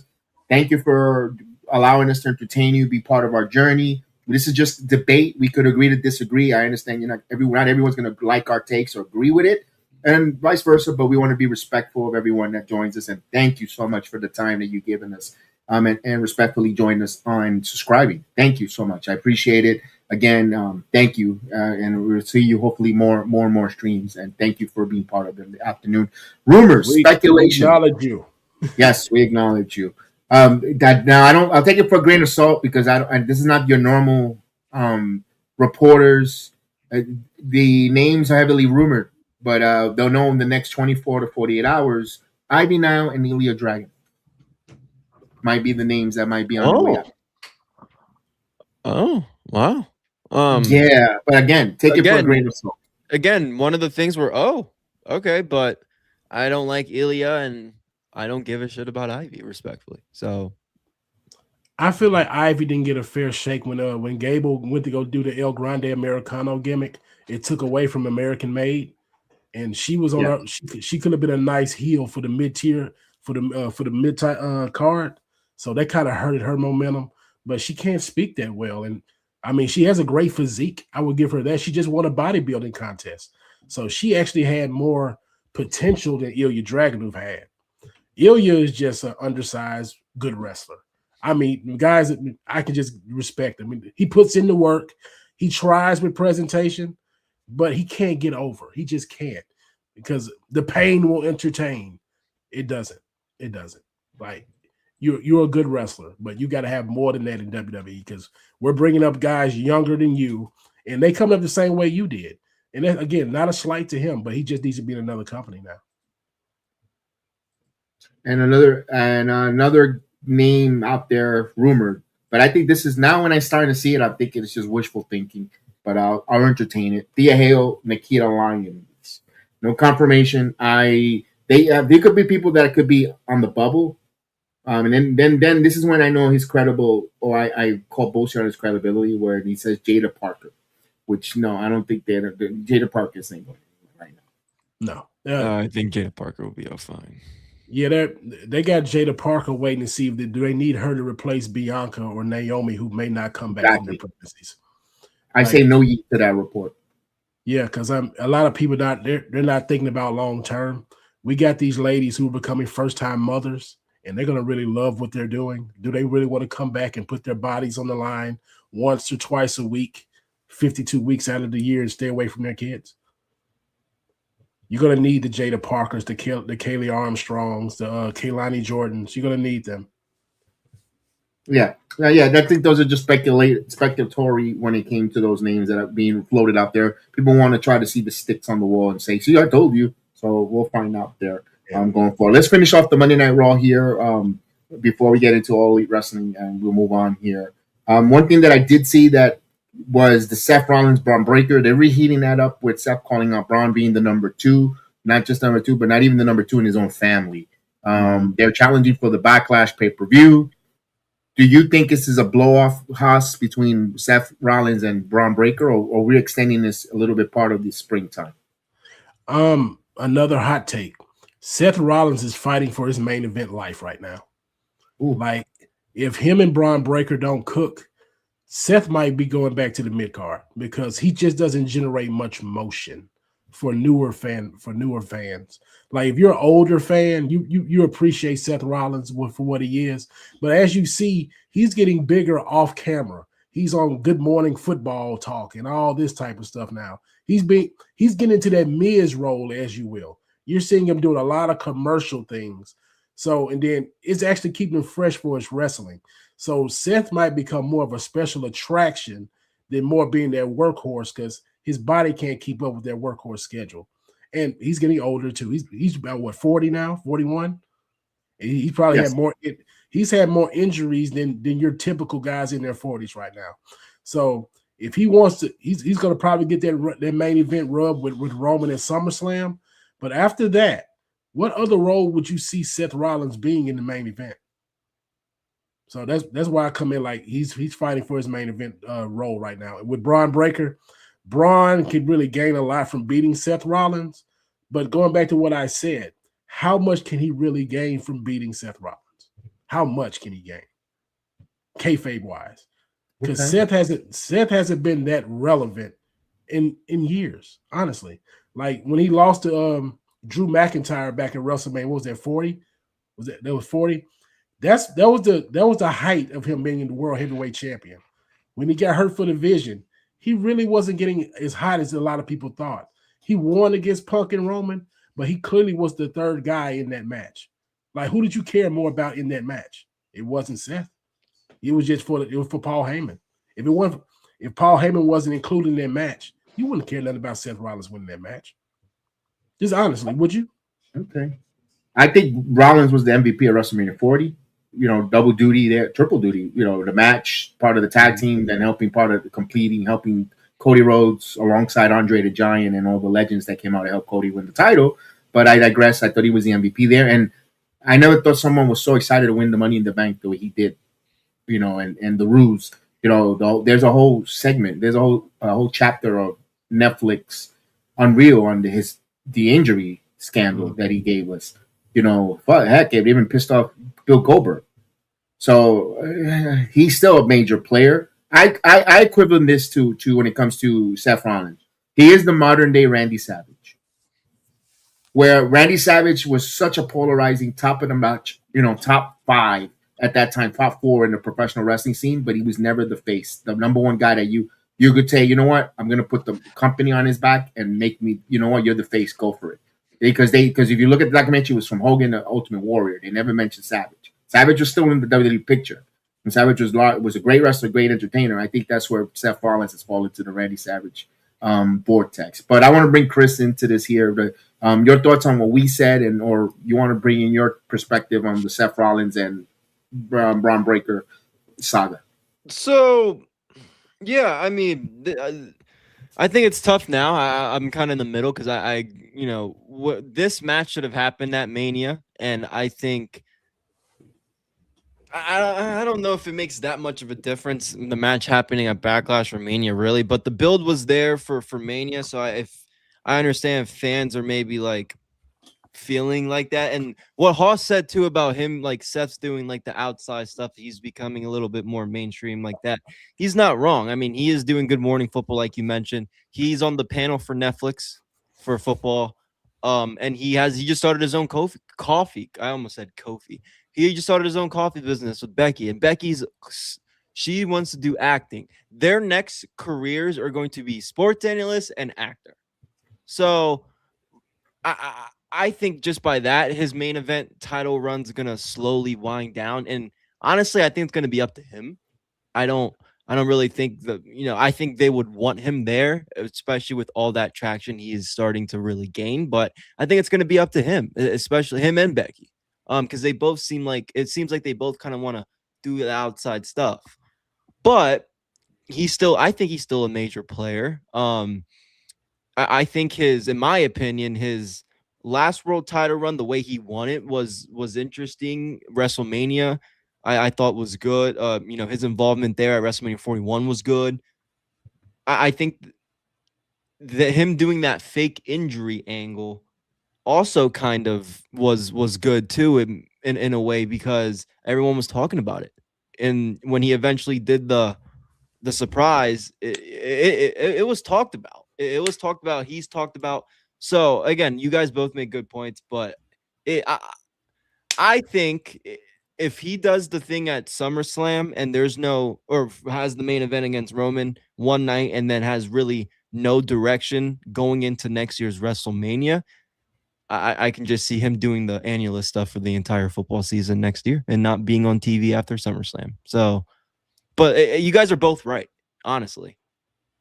And Becky alluded to this is going to be her last run in WWE. I don't know how long the contract is going to be. I can't see Seth Rollins being away from his wife that long, just being on the road, and she's going to be selling the coffee or making whatever movie or TV show she's on. He's already done that. He did that when she had the kid. He's done this already. How many breaks has Becky taken? Seth has done this so many times. And Becky's. You can say the same thing too. So when Seth was hurt, Becky was still. So they're both at the point where they want to, and taking the wrestling outside of it for a second, just as a fan, thinking of human nature, they just want to do shit together. Like they don't need to be here. All right. They don't, especially Seth, in my opinion. I mean, Becky, yeah, she'll probably get her acting gigs and whatever, but she can, if she doesn't, if she wants to try to stay relevant, but she can just go home and be a mom. Seth can just do the sports analyst stuff. He can go home when he's done doing the games. So I think we're slowly seeing the end of both their runs. I think Seth Rollins is going to be an attraction eventually. Yeah. Later down the road, like you said, a Miz type of role, ambassador, so forth. Wouldn't be surprised if he also another one that will want to come into a producer booking later, not now, because they're going to need money anyway. I mean, how much? Well, he was very involved. He was very involved in the beginning, where him and Dusty creating the Shield. Like him and Dusty worked a lot on creating the Shield. It wasn't really Roman or Ambrose. It was Seth and Dusty. So he has that creative mind. So I agree. Yeah, I would like it. Imagine him and Punk running NXT when Shawn leaves. I could see that. I could or AJ Styles, it's around that, Punk, Punk and Styles, and then you have Rollins and have like AJ be the Matt Bloom, and like have like Seth be like the Robbie Brookside or something, and have Punk be the show. These guys are not going to live forever. They got, when I'm talking about the current staff, Pritchard ain't going to be there for gone forever. Michael Hayes, they're not going to be there forever. So they, I could see an elevation where Matt Bloom moves up. Robbie Roode starts getting more important, so forth. with all the creative stuff. So yeah, of course, I'm with you. I'm seeing what you're putting down there when it comes to all that situation where it comes to Braun and Seth Rollins' next endeavor and all that stuff there. One more thing, I think we covered everything here, but I wanted to go this with Chris because I really need to know your thoughts on this here. Okay. Chris, I know Chris went to the Slayer concert. He's a big guy. Yes. He loves Slayer. He loves the presentation of rock and roll, the heavy metal. Yes. Did you check out Izzy Reigns' introduction and his presentation to the WWE Universe? Yeah, I tweeted out. I called NXT the next day, but I saw some clips of her. The finisher. Before I get into her as a question, because I know that was a big topic. I think it's a nice looking finisher. However, I don't know if that should be. It's a nice move, but I don't know if that should be a finishing move per se. And if we will get into NXT, we can talk about that. But her presentation, I love it. I think she's dope. I think, again, she's my type of girl. I think JD said it. She's in the heavy metal. Oh, yeah, I'm going to tune in. I like her presentation. She reminds me of like a 80s punk, or not 80s classic rock and roll British girl. Like, she could have been a member of, like, I don't know, Queen or Led Zeppelin or something back in the day. Like, she has a cool look, and I'm very much looking forward to see what she does. I want to see more of her in the ring. I want to see her next couple matches. I'm not too familiar with her. That was my first introduction to her, so I'm not gonna go crazy. The move was impressive. I just want to see how she uses it before I really talk about it. But yeah, her presentation's dope. I love it. I love it. I'm gonna go to Haas, and I'll give you my thoughts of that with the finisher. But Haas, Izzy Reign, I know we talked about this on our show. We do review on recap on as soon as NXT is off the air. We go live on our YouTube channel and instant react and recap, so you can watch along there. So but I still want, for those that missed it, we're gonna let Haas speak about your thoughts. I enjoyed her match. Like, her Nikita Lyons made it like $1 million. It was very enjoyable. I like the presentation. She reminds me of the punk rocker groupie. You know, the ones you used to hear the stories about. You know, like you have like Jimi Hendrix would talk about how the groupies would be with them and all that. Mm-hmm. They all had that aesthetic, like how she was going with it. She reminded me of Cyndi Lauper a little bit, just not with the red hair, so stuff like that. But the finisher for me is tricky for me because it has imagination to it. But the fact is that when I saw Nikita had to catch her leg to do the kick, that's what I would. Yeah, that's where it throws me off, because it, like, you know, we do have to relate this to some realism with fighting. You wouldn't do this move in a fight. You wouldn't do it. But in wrestling, it'll work. It'll work. It just, I have to suspend my disbelief just a little bit more, I guess. But yeah, that's the only thing about it. Like, it's nice imagination, but it's in that tricky situation with like the Soul Snatcher and the OG Cutter, where you're gonna need a lot of help to execute it all the time. So it's gonna require your mate in there to not botch it up. That's all it is. So yeah, but she's a good one for NXT. She's good. When it comes to that finisher, she's giving homage to Mika Saramura with the knee. Zoe Stark used to use that finisher as well in NXT. It was her first time. Could it be a little bit of nerves, not timing with Nikita? I'm gonna be open-minded with that. I want to see it again. You know, like Chris said, let's see how she sets it up. You know, it could be a transitional. They're learning herself. Look, Jada Parker finally got herself a finisher after all this time. I said, you can't keep going and throwing your ass in people's face as a finisher and think you're going to be a world title picture. No, you're going to get a finisher, but not, for other reasons. And we need a finisher. She got a finisher. For you, Chris, who she reminds you of, you need to check this lady out from the 80s. Joan Jett. That's I know a kind Joan of Jett. look. Yeah. That's Joan Jett. That's the one that sings Reputation. Yeah. I don't give a damn about my bad reputation. Yeah. And she has that kind of a look of a Joan Jett. Yeah. That punk rock Joan Jett type of deal. There, I won't say Blondie because Blondie is blonde, but she had the short hair and the puffy, the big puffy hair. That punk rock for Izzy. Okay. Yeah. I like it. I liked her presentation, her look. She loves this business. You could tell that she's into it. She's enthusiastic. She brings an energy. I was telling to Haas, no matter where you're gonna put her, if she brings that kind of energy, if you could put her the second match of the night or following a dud, and well, let's throw Easy Rain. Let's throw Easy Rain on there. She comes out and get the crowd back involved and gets them going. You got money. Go. You got go. So right now, first impressions goes a long way. That's why Izzy Rain's first impression on NXT television was a knocking out of the park. I got to give Nikita Lyons a lot of credit, where she helped elevate and help tell that story with Izzy in the ring, going forward. Great job. The ladies did a great job on Tuesday night. Very entertaining match. I loved it. Where we seen NXT revamping. They keep losing more talent to the main roster, but now they're revamping the way they revamping with these talents coming out of everywhere. We talked about this again. Check out our full review on the YouTube channel for Tuesday for our NXT recap. I just have a little bit of an issue, and I told that to Haas. They still need to bring in an influx of NIL talent, male talent in. I understand everybody loves the gymnasts, the ladies who are flexible, who can do all the acrobatic stuff. We need to continue bringing the tricks type of athletes, the Obafemi's type of athletes, the Miles Born, the athletes that look like a monster, menacing. No disrespect to the men that are coming in right now. I have an open mind, but they're too short. And right now, the Shawn Legacy, hell of a wrestler, great. The other gentlemen that made their appearances. I know Will Cruz has been a big name because but he looks like John Candy on Ozempic. I got to see more from him. Haas, your thoughts? I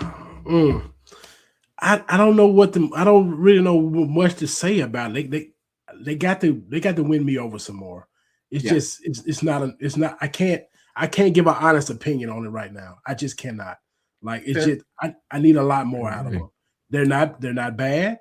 They're not great. They're right there in the middle. Like, they can win me over. So I just need some more. Come back to me with this about a month from now, and I have a better thing for you. Fair, yeah. No, I'm kind of on the boat with Haas. They haven't been there that long in reality. So yeah, I have nothing else to add, really. I agree with Haas. I wouldn't give it a month. I'd give it like 3 weeks. Well, I guess that's a month. So yeah, never mind.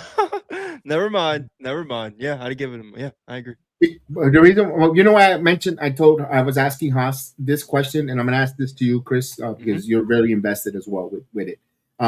You're getting all these young talent. You could see some of them are independents where they're learning the system, learning how to run. They physical stature don't look so impressive, compared to Nova Femi, Trick Williams, the NIL, all that stuff. How does that look with the collaboration with TNA? Are you really going to send these people to wrestle Eddie Edwards or Moose or even Mike Santana crossing over? Dude, I ask you this. I don't think so. I don't think they're established people in wrestling and NXT to where the TNA crowd or anybody watching on AMC might be familiar. If they want to do this and try it out, it would have to be, unfortunately, Kev, because I know we're very adamant about, we'll give TNA some stars, some good, well-known NXT stars.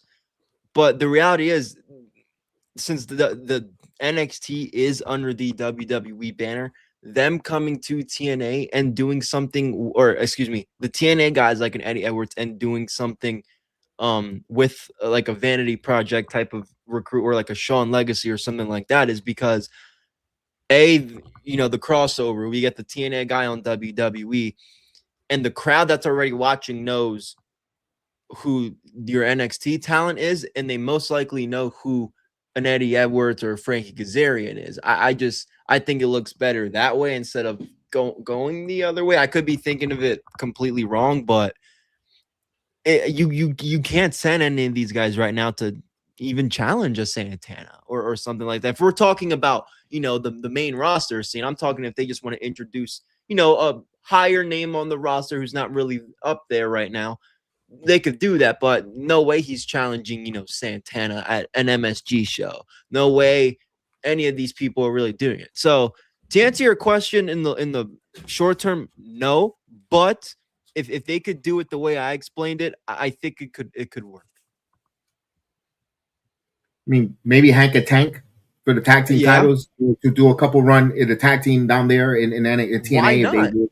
Yeah. Why not? Because doesn't it just seem like we're playing, I mean, we had, thank God, I'm not the biggest Brian Myers and Brad Brunson fan. What I mean is I'm not like, oh, I'm not the biggest, whatever. But the fact is, I felt like they were just kind of, playing between the Righteous and the Hardys. So they have another one. If they could add Hank and Tank in there, for something, I don't mind it. I know we're not the uber, biggest Hank and Tank fans, but they're former NXT tag team champions. TNA could use maybe one more tag team to fill in that gap. They got 3 solid ones, 4, but you add that. Yeah, I agree. No, I wouldn't mind seeing the Good Hands versus Hank and Tank. Wouldn't mind seeing that. Be honest with you, that would be an entertainment on TNA MT platform. Yeah, no, I agree. Wouldn't mind seeing that one bit on there. Then what up? And I know, Richard made a good one. Someone challenged Mustafa Ali for the title open challenge. He's having an open challenge right now. Who do we see? I see two names comes to mind: Brian Pillman Jr., Lexis King, or even Travion Heights. The only one I could think of NXT that's worthy to go challenge a Mustafa Ali and put on a banger of a match. Hoss. I agree with you. Yeah, because I ain't gonna lie, Tavion Heights needs it. He needs it in the worst way, because for his character to get over like this heel, because I saw someone talk about it on X a few days ago. Like, all these new guys are coming up, they're just angry college people. That's what they are. They just giving angry, and they don't really have anything that defines them. So he needs a guy. He needs to work with a guy like Mustafa to get him over. So I would agree with that. And Lexis King, if they would just give him the ball and don't stop playing with it. Go ahead and legitimize Birthright. Just go ahead and do it. Yes. You're playing around with Dark Stage. The Vanity Project without Blake Monroe, it's gonna be rough for a little while. They got to really find themselves. Now they got that big girl that's coming along with them. Maybe she can come around and give them some big muscle. But go ahead and just go full speed ahead with Birthright. So Alexis King, bro, he don't need to do that right now. He don't need to lose anytime soon. No, we'll see. We'll see. Like you said, and it's not like Lexis King gets injured. This kid is not really that. I don't think he had any major injuries that maybe knock him out a week or two. It's just the WWE creative start and stop. They want to start and stop.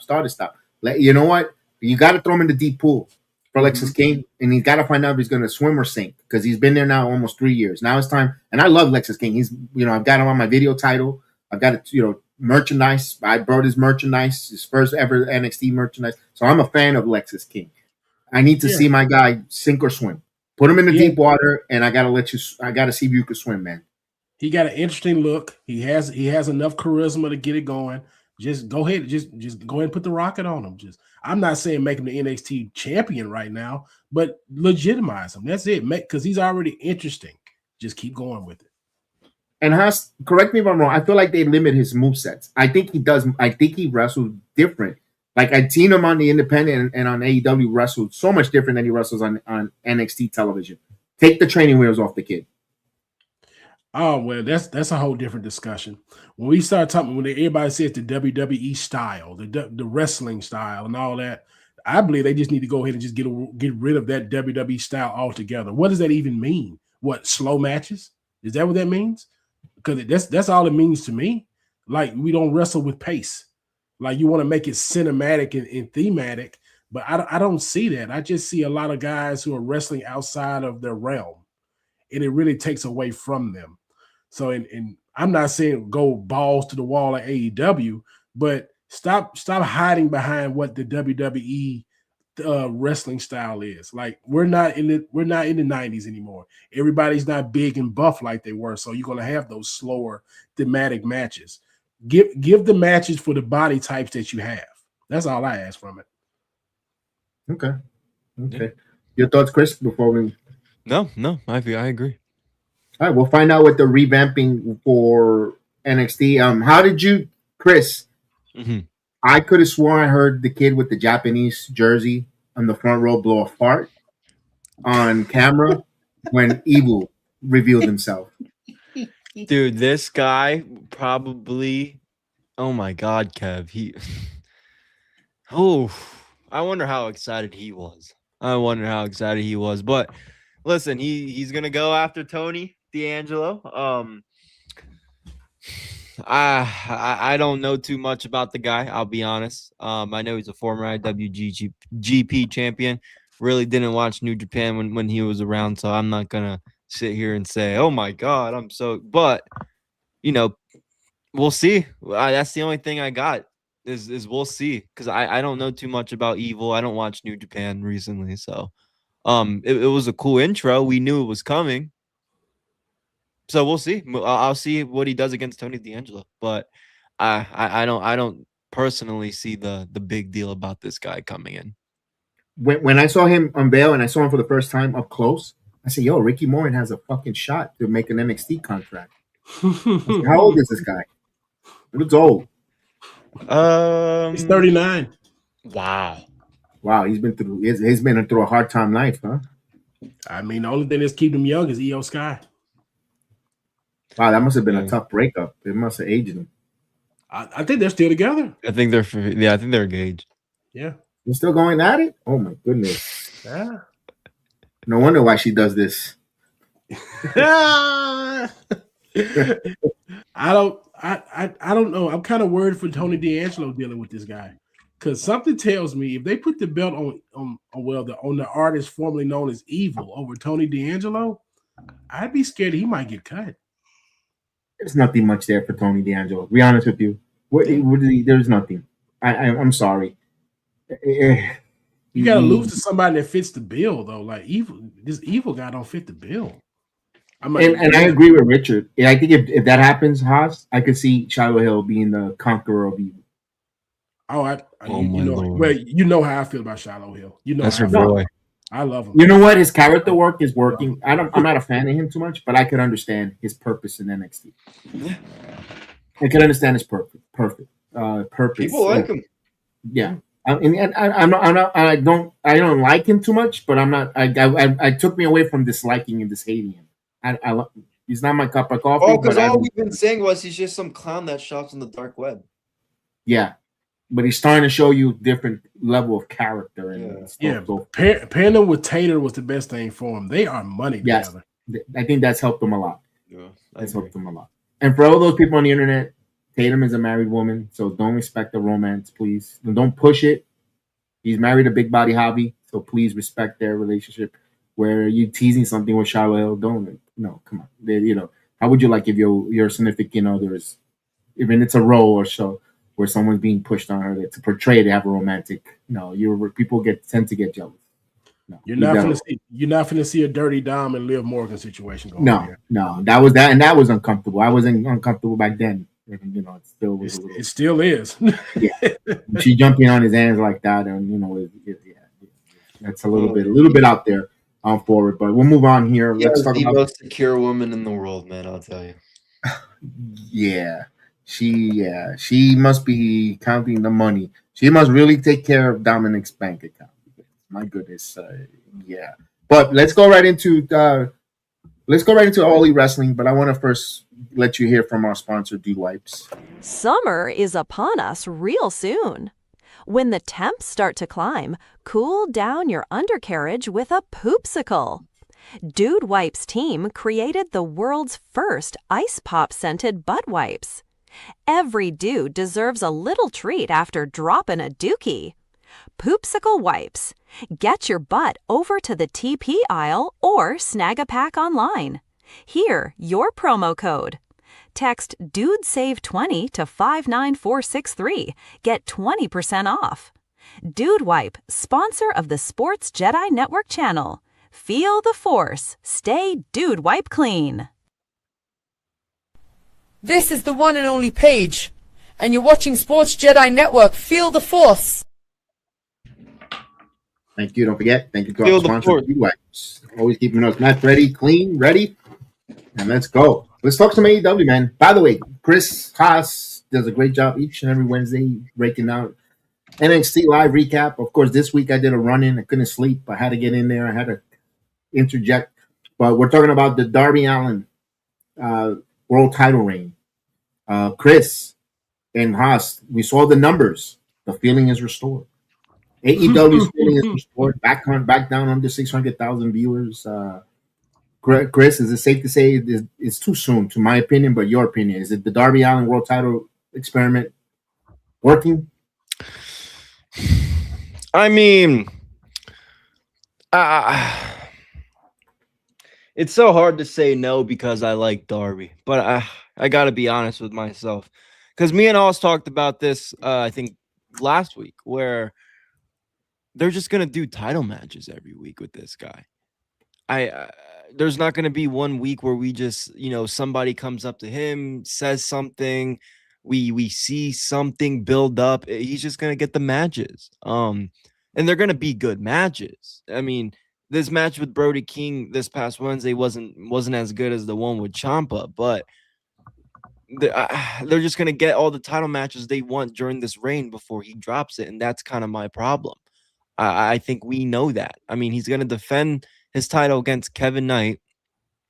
Kevin Knight's also going to defend the TNT title against Hook on Collision. Like, we don't expect a title change with Darby. And what are you going to do? Have Kevin Knight go up against Hook for the TNT title, beat Hook, and then lose to Darby?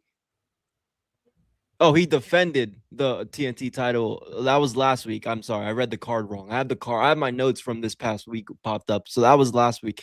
But my point is, we don't need the match. I think it's going to be a hell of a match. This is probably going to be the best match of Darby's reign. I know Haas is a big Kevin Knight guy, so you might agree with me on that one. The matches that Darby's going to have, this might be the best one. So that's the plus. Again, Haas said he's going to give it 2 weeks. I kind of agreed with him. I want to see how this plays out as well. But if I had to say right now, my gut has to say no, because we're just going to get title matches until he drops it. And that's not going to be a memorable reign for a pillar of the company, somebody who was hot a few, 7 to 9 months ago. And, the only thing I see coming from this is, if he's beating all these people, you might, if Tony, which I don't have the faith, if he could book Darby strong after he loses this title, you might be able to get him somewhere to where you maybe not win it, but you might want to see him compete for a title again. But I don't see him getting that title after this reign's over. Interesting. Haas, I know you wanted a couple weeks to find out. Is this title reign holding to your standard? I mean, Darby wrestling, it's fine. It's fine. It's not moving me back. It's not making me turn the TV off. It is not making me like, I have to watch this every week. The thing about AEW is showing that they do everything in excess. Like, okay, Darby Allin having an open challenge with the AEW World Championship is no bueno. And then we had months on end with the Death Riders with Mox having the belt in a suitcase. Everything is done in excess. No happy medium, no balance. And that's a Tony Khan problem. I think that's a deficiency that he has in his head. So I can't verify that, but I can only go by the television formatting. So with Darby Allin, he's not the reason the ratings are going down. I will not say that. It is not him. The formatting is the problem. That's the whole problem of the show. The show was boring this past week. I'm not going to back from it. It was, again, great wrestling as always, but wrestling is not enough. I know a lot of people would disagree with me for saying that. It's not enough. The biggest thing that's going on this show now is Will Ospreay and what he's doing with Mox. Mox is doing his best Roman Reigns impression. He wants to get cinematic with Will Ospreay. I get it. It doesn't make a lick of fucking sense, but I get it. They're trying something. We always talk about AEW doesn't have great stories or they don't try. They're trying right now. I'm going to give them some E for effort. That's the best thing that's going. Darby Allin is actually a side character with the belt right now, and that's terrible. So That's not. I'm not going to blame Darby for them going under 600,000. That would be disingenuous. It's bigger than him. Fair enough. Fair enough. I wanted to, if you do too many open challenges with the world title, it becomes a glorified television championship. You gotta be careful. You don't want to have that. You don't want that to be a television title. You want make it feel special. You want to make people pay $49.99, $39.99 to watch the world champion on television. You could give it to them. It doesn't say they should never wrestle. No, I applaud AEW. Their champions will be on television to wrestle with their titles. But you got to be careful. You don't want to trend into that lightweight, that area where your world title. I wanted to talk about this that we didn't speak on it on the review. Was the whole Death Rider situation. I'm fucking confused as hell. Darby Allin, Will Ospreay, Moxley, they carried him away. Now all of a sudden, they're in a boiler room. They're gonna revamp, make him a killer, the Will Ospreay, but he says, I gotta go to Japan still. Like what? And then Claudio where's the ring? And Claudio takes his shirt off, and they're gonna. It felt like the episode of Different Strokes with the old man and Willis Arnold and Butch. What's his name? And yeah, it felt kind of weird. Cost. It doesn't make sense because Will Ospreay clearly says he's not cleared in the skit, but you're finna go do a trios match with your mates in Japan, and now you're up here finna do a training montage with Claudio, who does the European uppercut that will take your neck clear off. Without a shirt. Don't understand it. And so that's why I said it doesn't make a lick of sense, but they're trying something. So I know this is a Mox production. Tony Khan ain't got nothing to do with this. Like Mox has free reign to do whatever they're doing right now. And Will Ospreay's going for the ride. And it's going to probably culminate in a match between them, maybe at Redemption or whatever pay-per-view that comes after Double or Nothing. It's going to... This is a Jedi thing. This is like the dark side. We got the rule of two going on right now. So you got Palpatine and you got Darth Maul, which is Will Ospreay, or whichever dark side guy that you want to interject in right there. So it's something. It's not boring yet. It has not gotten to the boring category. It's something. So I will keep my eyes on it. The worst thing about it is they're making you watch Collision to follow it. That's the worst thing about it. Like it's progressing on. They're trying to reward people for watching, and that doesn't help because you should give me a review on Dynamite, your A show. You should give me the review. Everybody don't have time to watch this wrestling on Saturday and try to watch it again on Sunday. Everybody doesn't. Everybody's not a sicko. We enjoy the product, but everybody's not a sicko. So help out people. So, but it's something. That's the best way I can put it. It's something. I'm gonna go to Chris because Chris, that's your guy. That's your guy. But let me ask this question. I don't think it was boring. To me, I'm more confused. But especially when Moxley does the tickle to Pac, I'm like, what? I thought it was fun. It didn't bother me. I laughed. I took a chuckle. I mean, it was all right, but we're supposed to portray Moxley as this tough guy. And he's kind of doing that. I mean, what? I don't understand really what was the point of the feud. I mean, if you want to look at it, okay, Moxley beat Ospreay, so he's trying to give. I understand that, but all this is going to lead to, guys, and Haas, where you were talking about them possibly having a match at Redemption or whatever. Wherever it is, it's going to be in the Owen Hart finals. That's where this match really is going to take place. This is what they're really setting up. They're this is a preview of the Owen finals. And it's in Haas, Kev, if we see them on different brackets, we already know.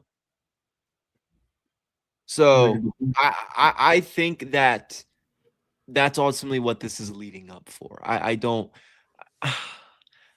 know if they have to have this to keep Will Ospreay preoccupied until he does chase, whoever the world championship or champion is, going into Wembley, or until the Owen starts. The next feud he'll really have, not feud, but maybe he'll have an open mic, with his opponents, maybe the first opponent of the Owen, but we're gonna get the match the week after. And the ultimate thing is, because we see the people of the Owen finals sometimes, have a segment on the show before the pay-per-view, before their match. Were we gonna get that again? Like we've been getting leading up to Dynasty now. I think that's where this is going. So it sucks because I don't know how. I'm always going to be invested in the Will Ospreay, but if you're taking my fandom away from it, I don't know how I'm going to get, behind, not behind, but what's there to really care about Will Ospreay with this Moxley thing? I gotta be honest. I see. I hope they're not ripping off Rocky 3, because I don't need a segment where where Alex wins. Ask Will Ospreay, what's wrong? I'm afraid, and he's gonna say I'm afraid, and that's gonna happen before he goes out. It's coming. Whoever Will Ospreay fights at Wembley, I can see them doing like a backstage thing before Ospreay goes out, and then that happens, and then he wins the title. Yeah, ripping total Rocky 3. So Apollo Creed is supposed to be Moxley. Oh God. Yeah, that's fair. I didn't know Apollo Creed was ever a fucking plumber. Sheesh. But Tony Khan wants to make Will Ospreay into Cody Rhodes. He wants to make this happen because he can't turn him into CM Punk, because Will Ospreay is not built that way, which may be to his benefit, but he's not. You can make him a real white meat baby face by trying to make him. He wants to make Will Ospreay his politician, because he knows MJF has a shelf life. MJF is going to eventually leave this company to probably do exclusively movies within the next 2 to 3 years, because there's nothing much more for him to gain other than a paycheck. That's it. Like he's gonna eventually go cold, and that's what happens when we talked about on Wednesday, when you prioritize matches over storylines. What storylines is MJF going to have that he hasn't already explored in his 7 years of being here? He's done every match. He's arguably has the best match of every type in this company. The best dog collar match, the best death match, the best Iron Man match. What other notches can MJF put under his belt for this company? Will Ospreay can do it, as long as they don't break him, which we always talk about, throwing him on his neck. So they're trying to make Will Ospreay interesting. He's a great wrestler, but he's a very uninteresting cat. So they're trying to make him interesting by any way possible. If Mox can't do it, who else can do it in this company? I could see that. I could definitely see that on there. We'll find out where that goes. They're Virginia, no Hangman. Sent to concern. I'm fine with that. No. What we're gonna do with Hangman? What was he gonna do? He was gonna go out there because he's formerly trios champions with Kevin Knight when they put the titles on them because Hobbs was leaving the company, or what? Because MJF, a storyline where technically when MJF says you cannot challenge. Now, granted, we knew MJF wasn't going to win the TNT title, but let's say Kevin Knight loses that TNT title, MJF would have won it. What are they going to do? Oh, okay, well, you can't challenge me for the world title, but I can challenge you for the TNT title now. Are we just going to get the match again? Like, I didn't want that. And Hangman's not going to cost Kevin Knight the match. Right. He's not going to align himself with MJF. Right. Even though he technically could say, you caused us the trios titles, but he doesn't give a fuck about the trios titles. No. So, no. Why this wouldn't have made sense for Hangman to come out tonight. I'm fine with it. With Hangman, I believe Hangman is going to stay away till people start missing him. Because I think the biggest thing with him, for him to be one of the biggest baby faces in the company, every time he holds the big belt, people get bored with him rather quickly. So he wants the people to fawn for him, have Excalibur and Nigel or Taz say, "Where's Hangman?" That's the type of stuff they want going on. I think that's what Tony Khan has going on. He's like, "Man, you can go away for 2 or 3 months. Like we'll be fine. Just go refresh, do whatever, because his character's not going to change." So, and he's another guy. I like his moves. He's a fine wrestler. I mean, I may argue with some of his real life politics, but that's neither here or there. But yeah, he's a fine wrestler, but again, he's another uninteresting cat in AEW.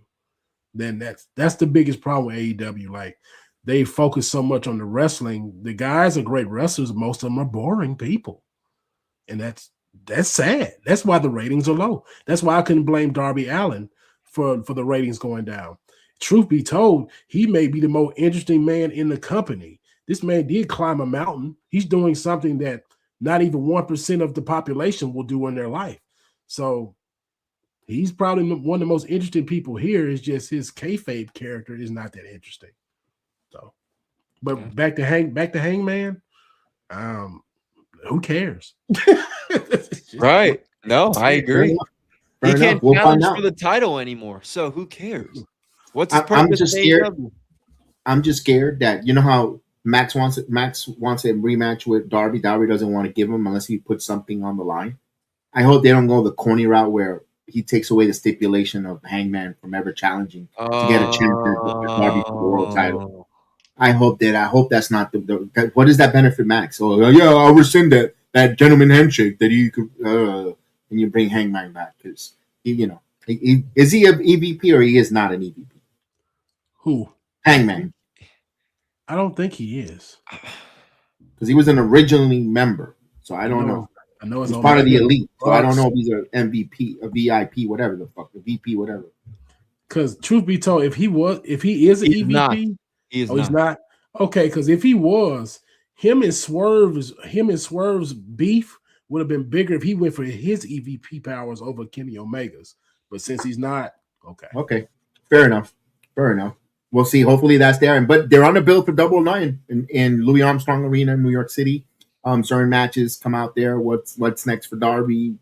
How they're going to get to land the plane here with Darby Allin's opponent for Double 9. One more thing about Darby and MJF. Like you said, he wants to put something on the line. Is it going to be the diamond ring? What? I mean, what? Who cares about that diamond ring? Yeah, but he keeps saying put something on the line. What is MJF going to put on the line? That's what I'm saying. Either his career, it's three things: either his career, never challenging again, or that stipulation I just mentioned about. That's all I can think of. But I can't think of anything. AEW got to stop that. They really got. You only been alive 7 years. You're gonna have all your characters up here can't challenge for the belt. Like we got to stop this stipulation. You already ran Cody Rhodes out of here with that mess. You got Hangman can't do nothing. Like no one cares about the TNT title. Like I like Kevin Knight. I like him more than the damn title because the title has no prestige. No one cares. So you keep everybody keeps talking about the AEW main event scene. The main event scene. We've run through everybody in the main event scene. There's no stories, none. And we got Will Ospreay with the story. He's going to eventually have the belt, but he's the one guy with the story. Swerve don't have one. Kenny Omega don't have one. MJF don't have one. Darby don't have one. Brody King doesn't. I don't care about all these challenges. I can say anybody's a main eventer. Are they real main eventers? Are they really grasping the attention of everyone every time they come on a screen with outside of wrestling? That's all I ask. You got to give me an incentive to watch your television show other than just the wrestling. I say it every week. The wrestling is fine. I can't glaze all this wrestling. You got to give me a reason for it. So, okay, yeah, but I don't understand what MJF's got going to put on the line. I just don't get it. I'm intrigued, and I hope it's nothing corny or dictation because I don't think he's going anywhere when it comes to Maxwell Jacob Freeman. I know it's don't know when his contract is up. What is his intentions? No rumor. I don't want to speculate. I don't even care. But what is it? It's weird for I understand. I always say this predictability at times could be good. We all know tomorrow the sun is going to come out again in the morning. I always say that. I always go to that stupid logic. At 9 o'clock, depending where you are, 8 o'clock, the sun's going down, and it's predictable. What happens in the course of that story or of your day makes that day for you. Whatever course of action. And AEW, what are they going to do with their story? It's predictable. If MJF is going to win in Louis Armstrong Arena, give us this weeks of, like you said, storytelling throughout that predictability, how we get there. So hope they don't do something where they pigeon themselves and put themselves in a corner where you're like, oh, it's predictable, but isn't at least they got me with a nice story to sink my teeth in. You know, I like this, I like that. You know, we all knew Roman Reigns was going to lose the world title, but we didn't know when. They took us; it was predictable, and they took us on a story. We got the Sami Zayn being Uzi. My point is, if you make it creative and it's predictable, you'll still enjoy the ride. You all know the movie's going to end, where the heroes are going to triumph. How they got there is why we watch. So hopefully they put something forward that we get excited going forward for All Elite Wrestling, heading to Chris's favorite pay-per-view, Double or Nothing. And I can't wait for that. I agree. Card's looking all right so far. We'll talk about it every Wednesday and Saturday. So yeah. Make sure you tune in to there. I promise, try not to do a run in this time. Make sure that definitely. Dude, I just couldn't. It was no problem. It was good. It was good. I like hearing everybody. Let's talk about some TNA Impact from Thursday night. They're still in the tapings from Syracuse, New York. Oh, hold on. Yes, hold on, Cam. We got to talk about the women. We got to talk about the women before we can move on to TNA. Oh my God. We got to talk about it. We have to. Okay. Was this guy blue that she needed the money? Not even her. The match with Statlander and Sheeta. We ain't even got to talk about the Divine Dominion, even though I enjoy them. The women's division in AEW has to have some direction. So is the direction going to be the Sheeta heel turn on Chris Statlander and make Stat a major player again? I'm gonna be honest, Hoss. I don't think anybody cares about Chris Statlander in the world title scene again. Fair enough. I just had to discuss it for our fans. You're fair. It is fair because it's so fair, and I see why you would ask that because we didn't even talk about it. We didn't even think about talking about the women's division. That's how bad it is on AEW. I did, but the direction I wanted it was to go to catering. Oh no, but I don't to seriously answer your question. I don't know. I mean, Statlander, she's had some good wins over some big opponents, but she doesn't feel anything. She doesn't feel big. I no one cares about Akira Shida. That I'm not kidding. I personally think Statlander needs to a company change. The same way I think Sami Zayn could use or Ilya Dragunov could use going to AEW. Certain talents, I think, like a swap. I think Chris Statlander needs to leave AEW for a little bit. I think she ran her course. That's the problem though, because she can't go to WWE. Like she's gonna get lost in the shuffle there. Like it wouldn't benefit her no way going over there. NXT, you don't think NXT would benefit? I think she will do good in NXT. Her presence, she's got a nice size, man. No, it's not about her not doing good. She's a fine wrestler. The thing about it is, so many women are up next over there. Like, and then when she eventually gets called up a year or two later, where's she gonna fit in? Just where? I like her size, and something that I'm a big fan of. You can't teach. I'll take Statlander over Ivy Nels, and Ivy Nels is a hell of a fucking wrestler. But Statlander's just her presentation, I've always been big on Statlander. I just you stand Statlander next across from Jay Cargill or Rhea Ripley, you're like, oh shit. Even Zarya. Oh shit. And who was the person that gave Jade her first and only loss in AEW?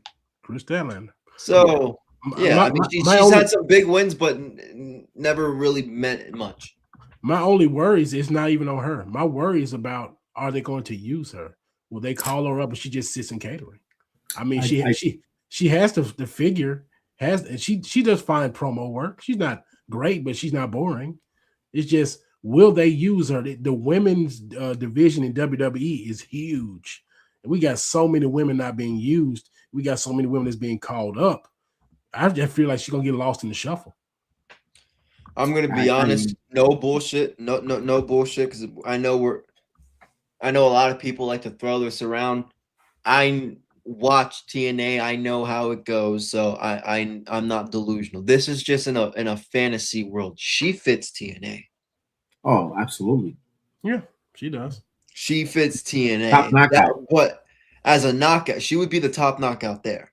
Oh yeah, her and Tessa But- Blanchard would do great work. Oh, So, My but would she be? I don't think she would. You could argue. I don't think so. I don't think she would be like a big fish in a small pond type of thing. I think she had. I mean, she has that TV credentials and all that, but what? She's not a superstar or anything coming in there. I think she would fit well with most of the ladies there. she'll elevate that knockouts division alongside with Indy Hartwell. Now you have someone across with, and then Maggie Lee, and then you have your taller Mila Moore. You see the kind of fit of the larger than life knockouts women there with the character and he's just the eye test. That's Okay. gonna hurt Jada Stone there because Tiny Tone is tiny, but right now, let's face it. Wrestling business has always been an aesthetic. It's an aesthetic, eye-pleasing business. If you're a little Pusian or undersized, it's hard. It's hard unless if you're a generational monster like Rey Mysterio. You're not. It's hard to break that out of that aesthetic stereotype. And I would trust Tommy Dreamer booking the Cosmic Killer more than WWE or AEW right now. Oh, I agree. I Yeah, agree. man, that's all I had for that. We just had to talk about the AEW women's just for a second. Just had to. We can go on to TNA now.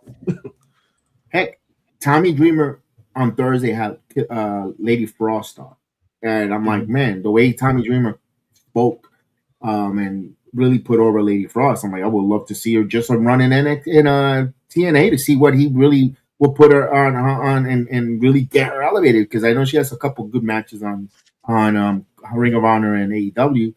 Would love to see that. I just wish TNA will have a little more influx of capital to bring in a few talent, not a lot, because they're still doing a lot of weekly television. But if they're still taping 3 weeks, 2 weeks, some of these matches are starting to get a little redundant, feud wise, because there's such a small roster.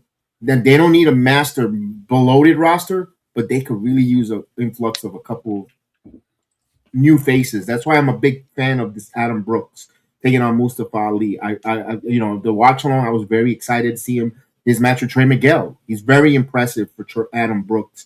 And I would love, Chris, do you think? I think TNA could use some influx of cash just so they could add a couple more talents. They don't need to sign everybody out there, but they need some influx of more talented wrestlers. Yeah, man, I agree 100%. I think Adam Brooks, yeah, he's a good talent. If you can get, they need somebody. I don't necessarily know if they need a bunch the capital for like a bunch of just mid-card talent, but if they could get one or two people like a Nick Nemeth or like a Hardy, I think it helps a little bit. I don't know who's out there, but if you can get one or two big names rather than 5 good wrestlers, I think TNA. I wish that's why they would have the capital for that, is to bring some bigger names into the 1 or 2. Because like you said, we got to understand TNA is not bringing every person that gets released. We could make the case, where they would fit there. Yes, they would fit there. Yes. TNA is most likely not an option for some people. So that if they could get 1 or 2 big names, not big names, but like I said, a Nick Nemeth, a Hardy, I think they're better off doing that than trying to get, okay, I'll get you, and let's have some good matches, which they're about storytelling. I'm not saying that at all, but you need eyeballs, and again, you need attraction, and they could use more. Also, what about if they get these like wrestlers, like mid-card, but that could tell story? Remember, they got to fill out a lot of television. Mm-hmm. That's why I'm in favor of them. Not every mid-carder, but someone who could tell stories, who are not injury prone, to help advance their television going forward with storytelling. And if they get over organically, they get over. Truth be told, I don't think they need to assign much more talent. They just need to refresh the characters that they already have. Maybe if they sign, I'd say maybe 4 to 5 at max, and that's it. Yeah, Because you I don't, agree. yeah, we don't. TNA doesn't have that much TV time for a bloated Yes. locker room, and also we talking about the influx of cash that's needed. If they could just get the ratings up to a more respectable number, like they're doing fine now, but they need to get up to a number where if a venture capitalist will come out of nowhere and be like, you know what, I'll invest in that. I don't know much about it, but they're getting 350,000 viewers a week. They could rock with that. You know, we just had Andrew Yang talk about WWE the other day, talking about how WrestleMania was ruined by ads. He's a venture capitalist, a big entrepreneur. Maybe someone in his realm will come down and just say, "Hey, man, go invest in TNA. They're a growing brand." They need to be able to sell this to people who don't watch wrestling and be like, "That's an opportunity," because you got the guys who do watch wrestling. They clearly don't have the money to do it. So you got to get the guys that they're like, okay, I want that as a toy. That's my new toy. So who's going to be the toy for TNA? Who's going to be that? Yeah, so it's interesting because for people that say laugh out loud TNA and TNA doesn't have any reach, they had their AMC premiere. Mhm. You know, in New York City, Carlos Silva was in attendance. Matt Hardy was in attendance. Your TNA World Heavyweight Champion Mike Santana was in attendance. You see the famous picture of Matt Hardy taking with Brooke Shield, and Brooke Shield knew how to do the Hardy sign. I know because, of course, because they were in WWE, but still, when you could tell they're mainstream, they're people know the Hardy brand. They're very important to TNA wrestling. You know, it's only going to help the rub on Mike Santana and bring people in there. There is a value of bringing the Hardys, keeping them in TNA, re-signing them, let them grow. You know, why do they keep putting these older folks up there? No, here's the reason why. Chris, I wanted to talk about Carlos Silva. He went on Busted Open, along with Mike Santana, and they had the I listened to conversation the whole about thing live. Yep. the benching and the removal of the talents. First and foremost, I said this on the watch along on Thursday night before we went on the air, before Haas joined me. I like how LaGreca both-faced bullshit and lied to Carlos Silva in his face. We cover TNA every Friday morning when bullshit. Don't lie. You Don't caught that fucking right, lie. yeah. Don't lie to the fucking guy in his face. You might mention it, you don't cover it. You don't cover it to the extent on all those things. The way you said. Don't lie to the guy. Don't bullshit the guy. I know the guys that, come on. Yeah, just watch my first 10 minutes on Thursday for the review. I went a little ballistic hand, like I was so hot. Like I gotta check that out. Don't fucking lie. Don't lie. He totally lied to Carlos Silva in his face. And Carlos Silva, I love what he said. You know, I know people say, "Well, you shouldn't be addressing." You know, do you want to call me a little bitch online? Whatever. Carlos Silva he's a guy who's building, like it or not, you like him or don't like him. He has grown TNA and elevated the company. When he's only been a calendar year, I mean, look at the pre-sales already. They're for the rest of the year. The pre-sales, they're going so uber great that they have to open up more sets, Chris. And it's pre-sale. Talking about Slammiversary, Bound for Glory, Lethal Lockdown. Is that growth or not? No. So listen, I when the whole thing happened, I've said, I'm gonna say this exact thing I said. He's business-wise, like you just said, he's probably the best thing to happen to TNA in a long time, because you're getting everything everything Kev just mentioned. But I'm talking specifically right now on his interview on Busted Open about this situation. Because he's great. He's the reason why TNA is thriving. You know, talking about within the TNA organization. I want to get that out of the way, make that very, very clear. Now, his Busted Open interview. First off, yes, Dave, you are a liar. I'm going to get that right. You know, like Kev said, you do not cover Busted Open, or Busted Open does not cover TNA every Friday. You barely preview it every Thursday, and your After Dark barely talks about it. I want to talk about Collision. I'm Denise Salcedo.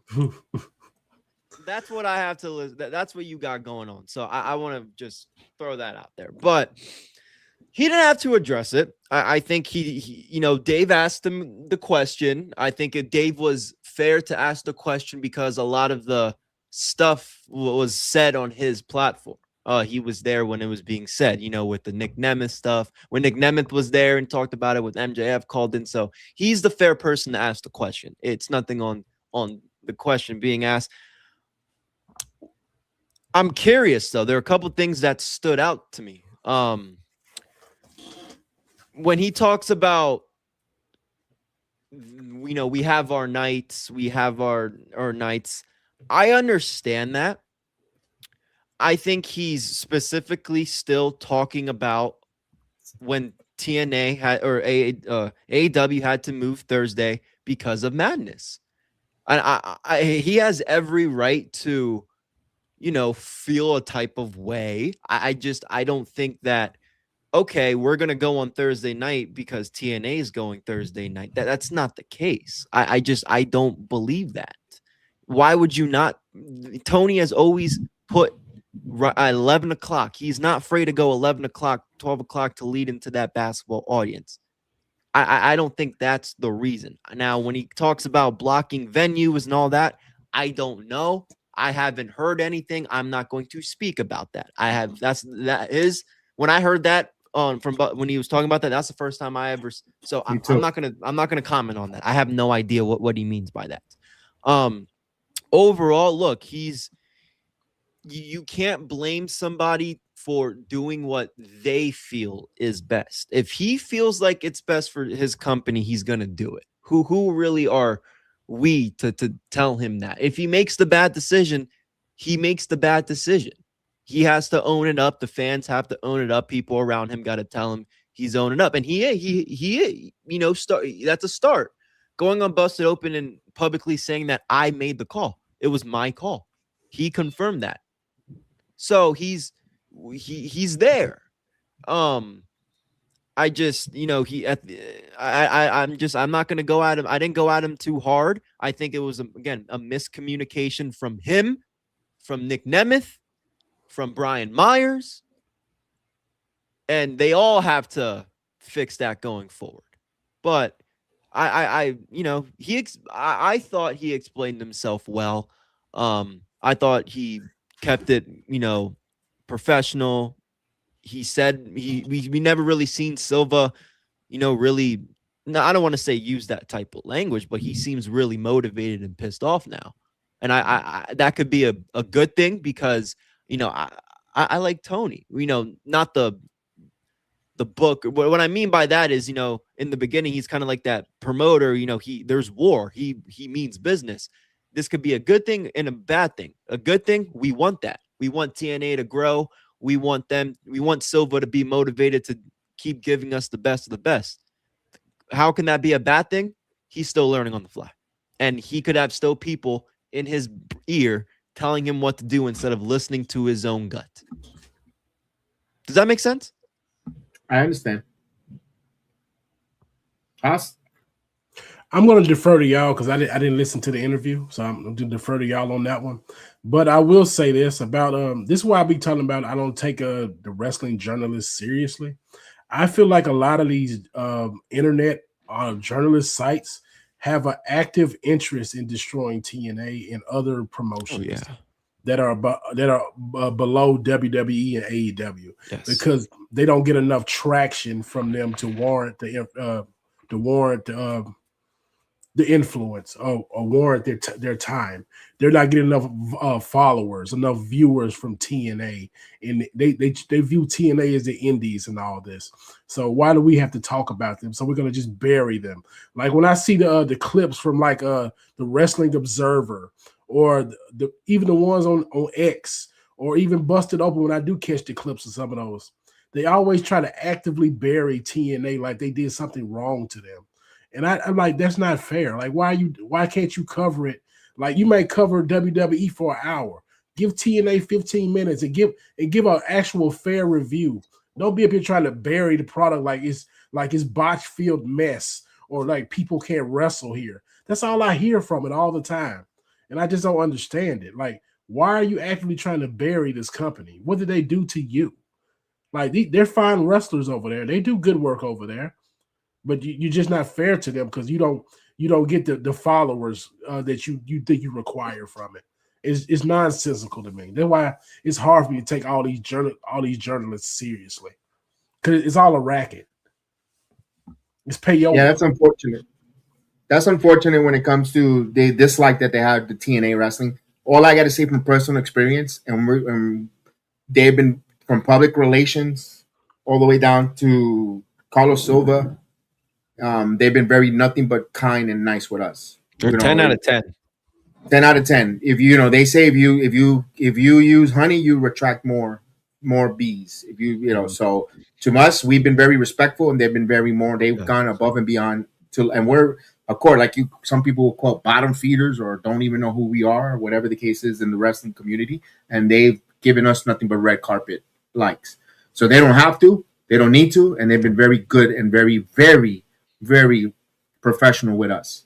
So I don't know where they get this slander, dislike, hate because they don't give you scoops, so they don't leak things out. You're gonna hate and dislike them.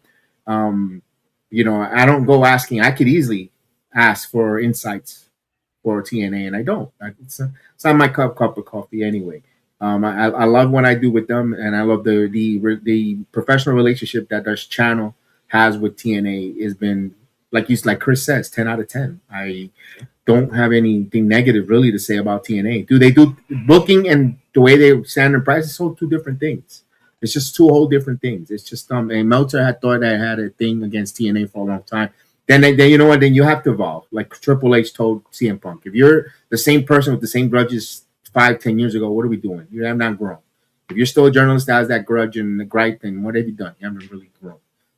So that's on them. I just wanted to talk. My final thing here was now we're talking about the wrestling media. We saw last week when it comes to Sean Ross Sapp and Selena Vega. We mentioned that we how we felt, but now we have Anna Jay, who's going to have a match this tonight against Willow. She had some comments about debunking a rumor said by the wrestling media, but then I thought Jungle Boy Perry, regardless if you like what he said or don't like, if you don't like the person he mentioned to, like in this case Sean Ross Sapp, I thought it was a little unprofessional. You're a professional wrestler. You're a professional in your craft.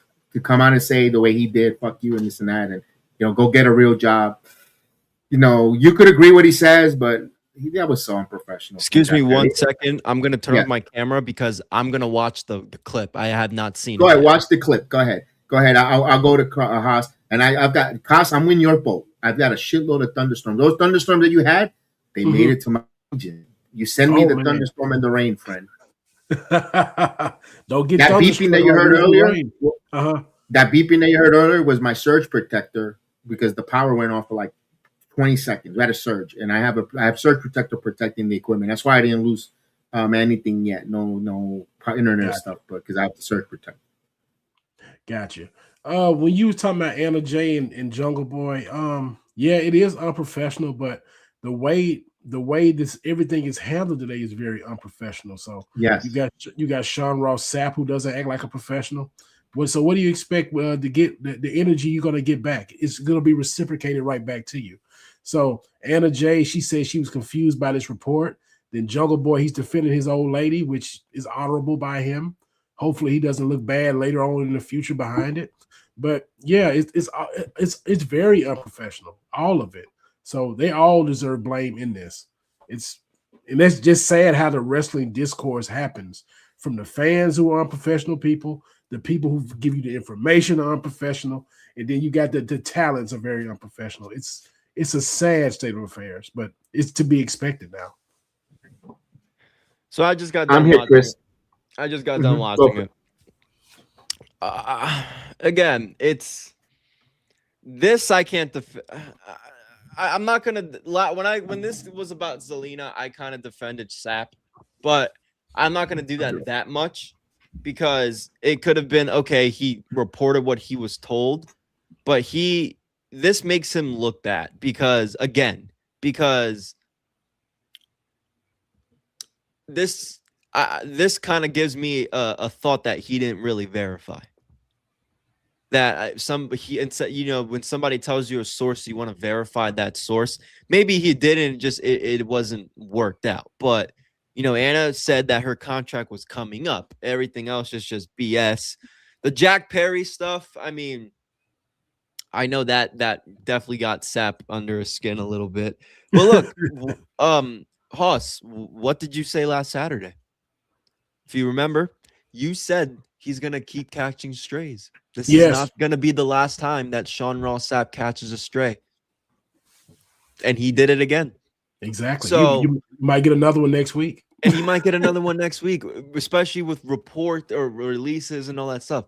So, Hoss, you said it last week. He's going to keep catching strays. You were right, and he's going to keep catching strays again. Jack Perry, look, I'm not going to go crazy about him saying F you to the reporter. It is unprofessional. I agree. But in the general terms of reporters and talent having problems, I hate to use this because this is what's so fucked up about the wrestling media or journalism. You know how many sports players hate the reporters, vice versa? Oh, many. I mean, look at LeBron and Stephen A right now. Yeah. And they're on the global juggernaut of, Steven's on ESPN and he's the face of the NBA. I mean, it's still unprofessional, but this is throughout media. Hell, Kev, I wouldn't be surprised if there's somebody low-key that doesn't like what we say. Maybe an independent talent, somebody may have some strays with us, but you know what? At the end of the day, we're not going to stop saying how we feel. This shit happens doing media and journalism. It might sound unprofessional and it is from both sides. Again, like I just explained, Sapp not going through proper terms to confirm, and I don't think Jack Perry should be doing this on a stream and saying F you when Fightful is one of the main media outlets that AEW uses. But again, this scenario it happens in the space. Mm-hmm. This is what we sign up for when we give our opinions. And we have decent sized platforms. No, I get that's part of the business. That's the slings and arrows that come with it. That's why this is one thing. And Haas, I think we've heard this many times. Treat others how you want to be treated, or the way you're going to be judged. If you want certain mercy, you got to make sure you also are the one that on the other side of giving mercy to someone else. Because karma's a bitch. When it's your turn, you want people to be lenient or respectful, and if you're being disrespectful and you're burning bridges or doing stuff, you don't expect that reciprocation back. So this is a tough one. It's tough because this is a business aspect when it comes to the reporting of the journalism. There's an audience, there's finances, there's money being made. People pay and tune in to right now. Right now they're live right now as we speak. Some group of Fightful on. So they make money. They doing things. They're reporting. It's a tough one. It sucks, but I would love for the talent to, they're in a more of a position of a role model position than the reporter. And they just a little bit more of class. That's all. I know we're all human. Look, I've gotten off the deep end, pissed off, and said a couple things because in the moment of rage and hate and anger. I get it. I just, but damn, they're the trained professionals. Like, I wish he would have, I understand the FU, but the childish gestures were a little too much. Like, come on, I know you're better than that, Jack. I know you're better than that. I don't know. Maybe I hold him to a higher standard of a little more class. I don't know. It's a lot of chasing virality out here, Kev. A lot of these people get into character. They're trying to put themselves over. Like they may not even believe what they say about each other, but they know someone's gonna take this and repost it.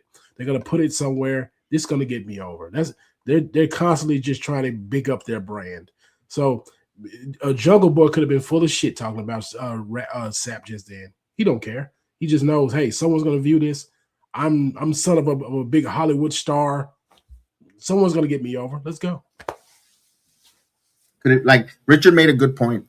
Reading there, some talents have been guilty of reading dirt sheets too much. I know Matt Hardy basically confirms it with what he's seen. Maybe because management doesn't tell this much as they read dirt sheets. Everybody dirt sheets been around for the longest. I remember myself going before the internet and going to the public library, going to Yahoo and looking for rumors and finding out when Razor Ramon was leaving the WWE, heading to WCW, all those stuff. We've been guilty of it. It's been around for the modern internet days. We know that, and it's a growing industry. Dirt sheets, wrestling reporting stuff. It's a growing industry. I don't know where the end game is there. And we're also asking a lot of socially awkward people who are stunted in their growth to be adults. A lot of these people, they might be the age of adults, but mentally they're not there. Psychologically, these people are still teenagers.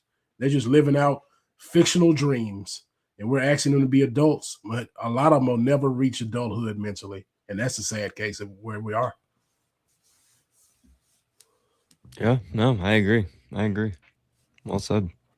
All right, we're going to wrap up because I'm getting thunderstorms and power outages here and there, and my generator, my battery backups keep kicking in and all that stuff. So I don't want to be totally in the dark and then like whatever happened to me. So we're going to wrap up here. Final thoughts here for you guys. I just hope it's a happy medium. I think we're in an age where people tend to take a little liberties with the disrespect with the punk fans and wrestlers and some of these people that are journalists, like ourselves. I'm a fan first.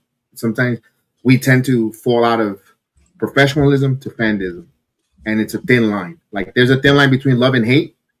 There's a thin line between fandom and professionalism.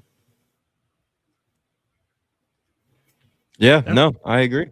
Again, there's, give your opinions. Don't just, it's all about your deliverance. I could sit here and give you a negative review, but I could deliver it in a type of way that you could listen to it as, okay, I see where he's coming from or whatever. But yeah, it's all about your deliverance, man. And people hear you. People hear you. You might not think it, but people see what you say. So. And you made a good point, and because the deliverance, because we might think we're delivering it as constructive criticism, love for but the other person on the other side could see it as blatant venom and hatred and a dislike. So it's a slippery slope, Haas. Oh, you're right. It's all about many people don't respect each other in this space, and that's where a lot of people get into fisticuffs and they get into shouting matches. And then a lot of people feel safe behind the keyboards and whatnot. But respect is just an easy thing to do. Do it in real life, do it on the internet, and better energy comes to you for it. So don't be so comfortable getting out of pocket with people. I don't understand that. So we just got to be careful with our words and just respect each other. That's all it is. Yes. And one thing I do is want to respect the audience for joining us this afternoon on This Week in Wrestling, Let's Talk Some Wrestling. We thank you for everyone who participated in our chat, that new subscribers, all those on the internet, all those on the streaming platform, on X, all that. Continue to follow, like, subscribe. Help us continue to grow this platform where definitely we respect you as a viewer. We respect your opinion. We respect to agree, to disagree on our thoughts and our point of views. We respect yours, and we ask you to do the same. So with that said, have a wonderful afternoon. And, man, we appreciate everyone again. We'll see you again. And we got a little things coming up, but we'll let you know on that. Just that's why we ask you to like, subscribe, and share. So with that, the guys say good afternoon, everyone, and may the sports be with you. And we'll see you next time, folks.